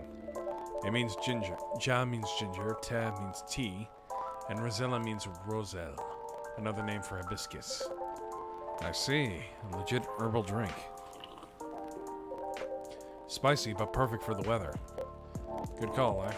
I mean, it was what you wanted, but okay. I'm happy to please. If that's the case, let me join in your patrol, Pops. Because I'm not scared of ghosts. Real being scared. I mean, you guys have a banshee literally right over here. An adorable banshee. I mean, she's technically a ghost. Wait a second, kid. What do you mean by ghosts, eh? Jumping the gun a little there, aren't you? I don't know, Pops. Maybe it's even something crazier than that. This is a really serious problem, kid. Don't joke around like that. Sorry. Yeah, we only live in a world of werewolves and vampires. Don't be talking silly like ghosts. Interesting. You know something? No, not me. But she might. Right, the tree, wasn't it? Oh, yeah. What about it, miss? It's your turn to finish your thought. I'm not sure if this can be any use at all, but... Officer, are you aware of the story behind that tree? Huh? I recall what you said earlier. People often leave remembrances around it. Ghost, banshee, and spirits are all different. I guess so. What do you mean by that, miss? Well, it's because someone passed away there. What? Let me... Oh, it's the suicide tree. I don't think that's where they're going, but it just made me think of the Logan Paul suicide tree. I probably shouldn't be saying that word on here, but whatever. YouTube doesn't give a crap about me. I guess they died in the placing calls. Yeah, I guess that's true. It works like Oni. Ugh. And allow me to explain. I mentioned that there was a flea market on that street, correct? Right. They called it the Fairy Market. It was unofficially set up by the transients of the community. Transients. Excuse me. Transients being the government's term for unregistered citizens, including all the uncategorable... I'm getting tired. Including all the categorizable beings at the time. Fairies were a part of that. Huh. I remember learning about it. After the war, the government made its first official attempt to sort things out. Organizing equitable classifications was thought of as one of the first steps towards civil peace. But it was oversimplified, inefficient, and not speedy enough. Was all that before the Vindication Act? Way before that. Many who couldn't register were basically in administration limbo. What? That's as good as, like, non-existing at all. Really, that's horrible. It was the main reason why the Fairy Market was created in the first place. To ensure transients' survival throughout the changing times. In more ways than one. The market had no real schedule, therefore... The start of Fairy Week would be marked by flowers strewn along the intersection. Immigrant demonic spirit that is extremely vengeful. Even a demon is different. Demons actually tend to possess things and are also rather vengeful. A revenant is the most big and powerful. Oh yeah. It's like phasmophobia type stuff. Just so people would notice and come take a look. So, kind of too low-key now. because it was illegal, silly. Ah. And that was exactly the problem. The market ran day and night. Its format unchanging. At the same time, the economy was slowly reshaping the landscape. People started to spend more, becoming reckless. While the laws were still shaky at best. Then a tragic incident occurred one night. A drunk driver was speeding and went off course, striking a vendor there. The fairies are pissed that the tree is gone. Yep, I think that's where this is going. And the only evidence left of the crime was that tree standing where there was no tree before. Where no tree has gone before. Wait a second, what? Why did I never hear about it? How long ago was this? The incident occurred in 1959. But the market itself was forcibly disbanded in 1961. Happened before I was born, huh? Yeah, I remember everything now. It was actually quite an infamous case, wasn't it? But due to the nature of the beings involved, most people couldn't help but, well, forget. Huh? We're talking about the late 50s and early 60s here. Post-war media was still quite scarce. And I remember the drunk driver was also the son of a very wealthy individual. Oh, correct. But that wasn't exactly the part that made the case so infamous. It was due to the fact that no body was ever found at the crash site. Wait. Did the fairies take the body then? As well as the vendor being a transient with no legal ID or paper trail. Oh, okay. I'm starting to understand it. As a result, the court had no choice but to dismiss the case. But there was a body, wasn't there? Just not the one people might expect. You mean the tree? Right. Wait. Okay, alright, I think I'm starting to understand this. Alright. When semi-spiritual beings like us pass from the physical world, some may leave a specific landmarkers behind. It's just a normal spirit. A spirit is a dead human that is vengeful, but wasn't intended to die, so they are restuck in the spot. They died. But yeah, that makes sense.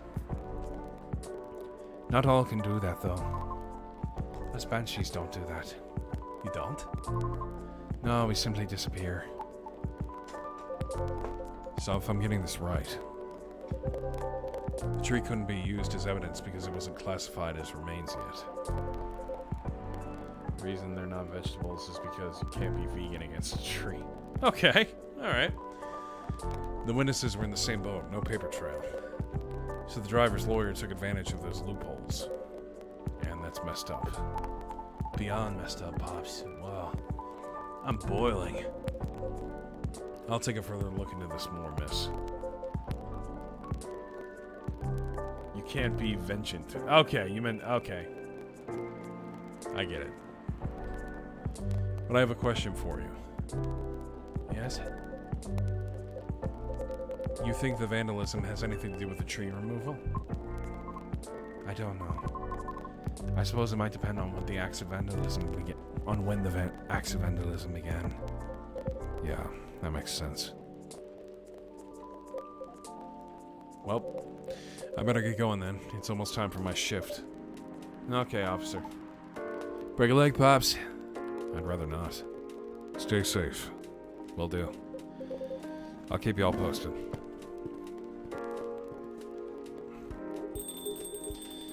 I better go as well. Got an early shift tomorrow. There's one thing I want to confirm, though, if you don't mind, miss. Yes? It's about the fairies passing and how everyone ends up forgetting about them afterwards. I really thought it was just a myth. I guess not. Unfortunately. That is why there used to be memorabilia around the tree. They were efforts by those who remembered to preserve the memory. But it wasn't enough, was it? Else we'd still have the tree. It really makes me question my memory. Are there any people I might have forgotten? Where are the events I missed? It is quite scary to think about. For beings like us, being forgotten is inevitable. So, no need to feel bad about it. Is that so? Oh, I didn't catch your name, by the way. I'm Gala. Oh, I'm Lucas. Nice to meet you, sir. Well, then, nice meeting you. Good luck with your future auditions, Miss Riona. Thank you. See you around. Bye, Lack. Take care.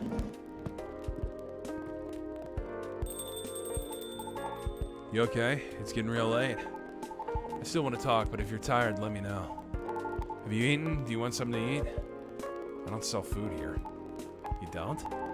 No wonder your place is always empty. Well, just kidding, Lack. Please don't hate me. Well, do you want another drink, maybe? I wouldn't mind one. Nice. What do you feel like having? Something without milk, with a fresh feeling and some brightness to it. I'm also quite partial to blue PT. Oh. Okay, I'll order something for you, may I? Sure. Lack, could you try this mix? I saw a pretty drink in the video and it looked perfect for Our Lady. Yep, what is it? It had blue pea as a base, a lot of mint, and a splash of lemon. Okay. Well, that's pretty direct. Brew. Galaxy mint tea. Perfect for me.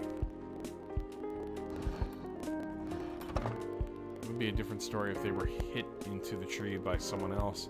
Be stuck in the tree, but once the tree is removed, it would become vengeance against the person that killed them. Okay, yeah. Here you go, miss. Actually, I should take.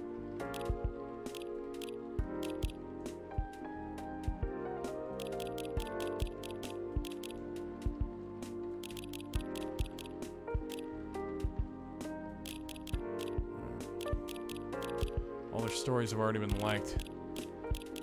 Damn it. From the man sitting right beside you. It looks nice, very pretty. God, I'm getting tired. I like it, thank you.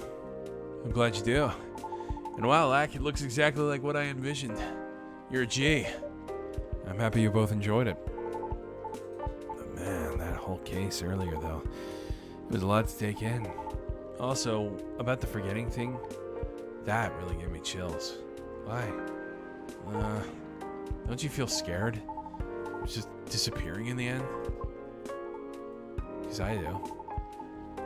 That's why I thought I finally understood you, too. I mean, the reason you wanted to become a soprano your way, the traditional way. Oh? Care to compare notes? Because I've yet to be entirely certain about that myself. Oh, now that's what you call huge pressure. Now that's what I call music. Before that, though, can I ask you a little teeny tiny question? Go ahead. What inspired you to go down this path? I mean, I may have an idea of why you're choosing the hard way, but why a soprano in the first place? Because it's been done before. Pardon? Because there was already a banshee who did it before. So I know it's not sorry. So I know it's not impossible. Whoa, for real? Her part was that of a sorbet aria, and she was not very well known. What is a sorbet aria? Oh, I meant she was a secondary character. Back in the early 19th century opera, sorbet arias were sung towards the end of the second act, usually before the evening ended. Hawkers would use the time to offer their wares for the last time to the patrons, often desserts, hence sorbet aria. Oh, I see. Like background singing at the end of the show or something? Yes. Things are different nowadays because people are expected to listen to the end. The first time I heard her voice was on an old recording of a comedy opera. I was still very young back then. She was playing a confused maid role at the very end of an opera, wondering why and how the people could act so crazy when in love. But despite her confusion, she thought she wasn't so old that she couldn't find out the reason herself. It was a funny epilogue to the opera. But hearing a banshee sing such a playful and light-hearted piece was truly an eye-opener for me. Oh man, I bet it was. Sadly, I couldn't find any of her other works, but it always stuck with me nevertheless. So I left my commune and started trying on my own. That's really cool. Brave of you to do so. I agree. Stunning and brave. I've never talked about this before. It's a bit embarrassing. Don't be embarrassed. I think it's super cool. You're just feeling inspired to push yourself beyond what's expected of you. And we should leave a mark on this world. Is that what you think? Uh-huh. You're just trying to follow a path that has been traveled before. That's not always a bad thing, especially for beings like us. You're just being careful, yet courageous. Right, because the path you're choosing to walk on is still different. Regarding leaving your mark, I don't know. I just feel maybe you're the same as me. Like, what's the point of being born if nobody's gonna remember us? Right, Lack? No comment. Why do you want to be remembered so much? Why wouldn't you? Those banshees see the end differently than most. So, care to enlighten me? I can't speak for anyone else, but in my case, I was a kid who grew up in a large family, you see. Like, humongously large. Literally couldn't count all my siblings even if I wanted to. Because they're everywhere, thanks to my dad. Oh. We weren't wealthy, though, not even close. The money situation was always suffocating us for real. But sometimes Dad would drop by and give us some money. Though it wasn't enough to cover utilities for more than a couple months. Then he'd just leave a couple days later. Are you the eldest? Nope. But my older bros have already moved out by the time I hit high school. I was so surprised when my dad gave me the house after he died. Oh. Which is where my mom and siblings live now. Sorry to hear about your father. No, it's fine. I mean, yeah, it was weird to receive the news of his death from an attorney. Knowing he passed away by himself. And how it took them a week to find out. Oh. Natural causes, by the way, so... I mean, how did he check out with absolutely no one knowing? Where were the other siblings? What happened to his ladies? It was just so crazy to me. And I guess it just kind of haunted me. Haunted how? My life growing up was filled with disappointment over him, you know? I mean, it was the best way possible. My disappointment actually drove me to work hard for my family. I just vilified him in my mind, like shaking a mental fist at him. Gonna do so much better than you, sir, and all that. I see. But then I received the news that he left me at the house. Like, I knew he had no money. That house was probably one of the only assets he had left. So when he gave me the house in his will, all I could think about was what went through his mind exactly. The fact that he had a will at all was probably already a surprise to you. Exactly. What am I supposed to think of that? What am I supposed to think of him? And does it even matter anymore? When he's already long gone? Anyway, so my older brothers came back, right? They wanted me to sell the house and divide the earnings. Wanting a slice of the inheritance pie, huh? You didn't do that, right?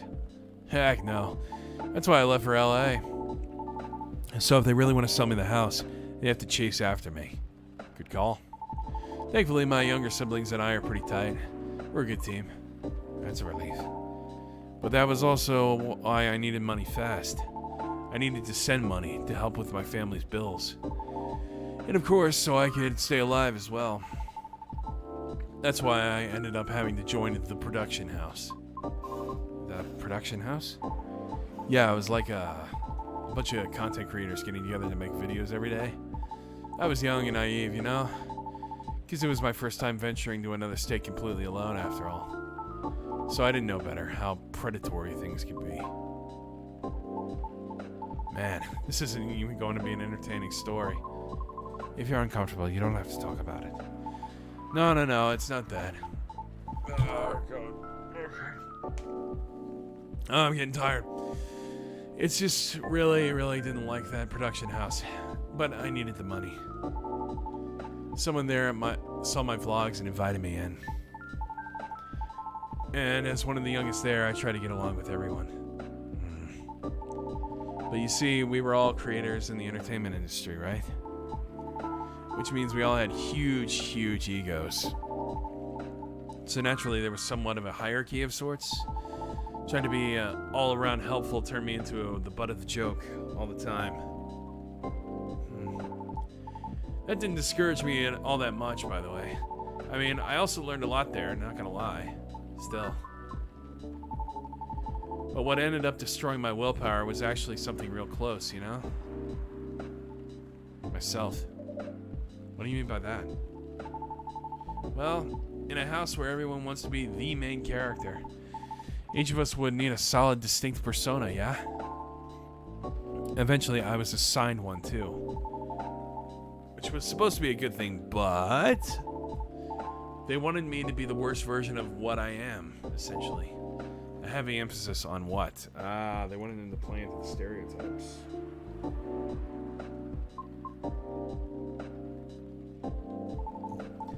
I had a lot of nicknames too, like, hey baby goat, what are you up to now, satyr boy?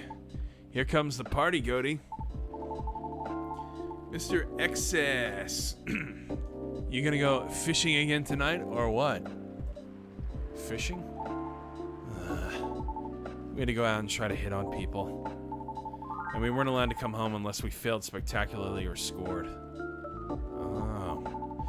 I always tried to be the punchline, though. Because there were always more views when something ended badly. But it was still the worst. Because I really had to act it all out, you know? Bothering people for pretend dates, be sort of a dumb jerk just for jokes. Just so it all looked fun for the camera. Even if scripted, I never really liked doing it, honestly. Because in the end, all it just reminded me myself of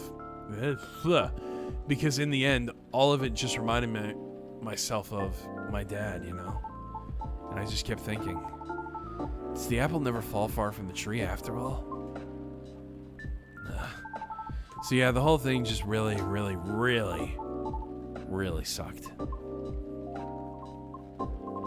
You had it difficult. Yeah? Well, long story short, being tokenized sucked. The end. No disagreement there. Sorry, I swear that wasn't what I wanted to talk to you about. It's fine. I actually learned a lot this evening. I just didn't want to take up more of your time. So, can I just ask you a direct question? Sure. Great. Would you be interested in guest starring on my new show? Huh? I realized I was being dumb the first day we met. I couldn't have forced my thoughts on you and was just being general smartass. I undermined your straightforward efforts because I was jealous of your solid resolve. Since everything I did was anything but. But you succeeded eventually, didn't you? And you worked hard for it. Yet, I almost ended up losing sight of why I'd been doing all this in the first place. I went with the flow, made excuses a lot. All to justify the gain, but to one end. That's why I've been trying to put together a talent showcase for those who need extra exposure. I'm going to be a small production thing. It'll be paid, I swear. And not with exposure either. Although, it won't be much at first. Because I don't have that much money ready to use at the moment, so... wait. This is a bit sudden, don't you think?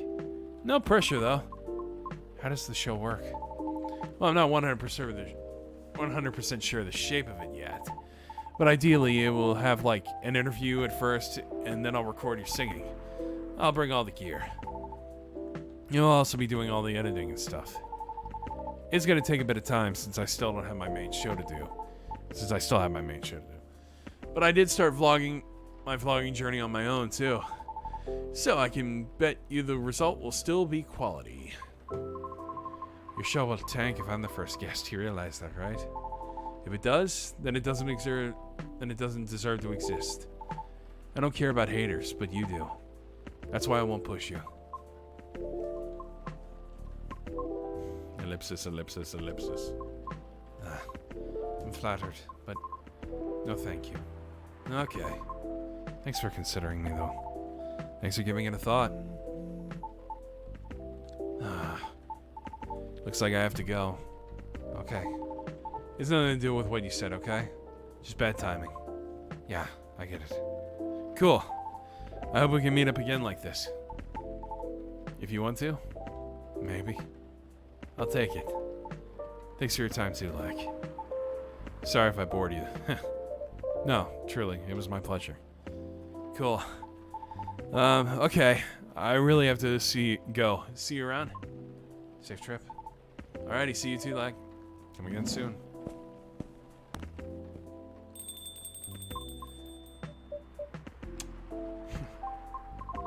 I think tonight was the most I've talked in the past 2 years. I'm quite glad to hear that. Thank you, Lag. For what? For being such a good host. I know I'm not the easiest being to get along with. It's always a pleasure to have you and everyone around. Then I'll be taking my leave. I feel like I have a lot to rethink. But I'll see you again soon. We'll be waiting always. Safe trip, Mr. Yano. Have a good night. Okay. And with that, I think we're going to call it for the night. Phew. I think I'm done for the night. Yeah, me too, me. I hope everything will work out for everyone. Alright. So thank you everybody so much for watching this very, very long Casual Friday. I'd like to thank everybody who showed up. If you want to follow me on TikTok and Twitter, I'm just going to keep calling it Twitter. I don't give a damn. Follow me at LikeTheWatcher. If you want to follow me on Twitch, not that I'm really using Twitch anymore, you can follow me at @like_the_watcher100. I will maybe try and stream tomorrow. We'll see how I feel. But again, thank you everybody so much for watching and sticking around. And have a good weekend.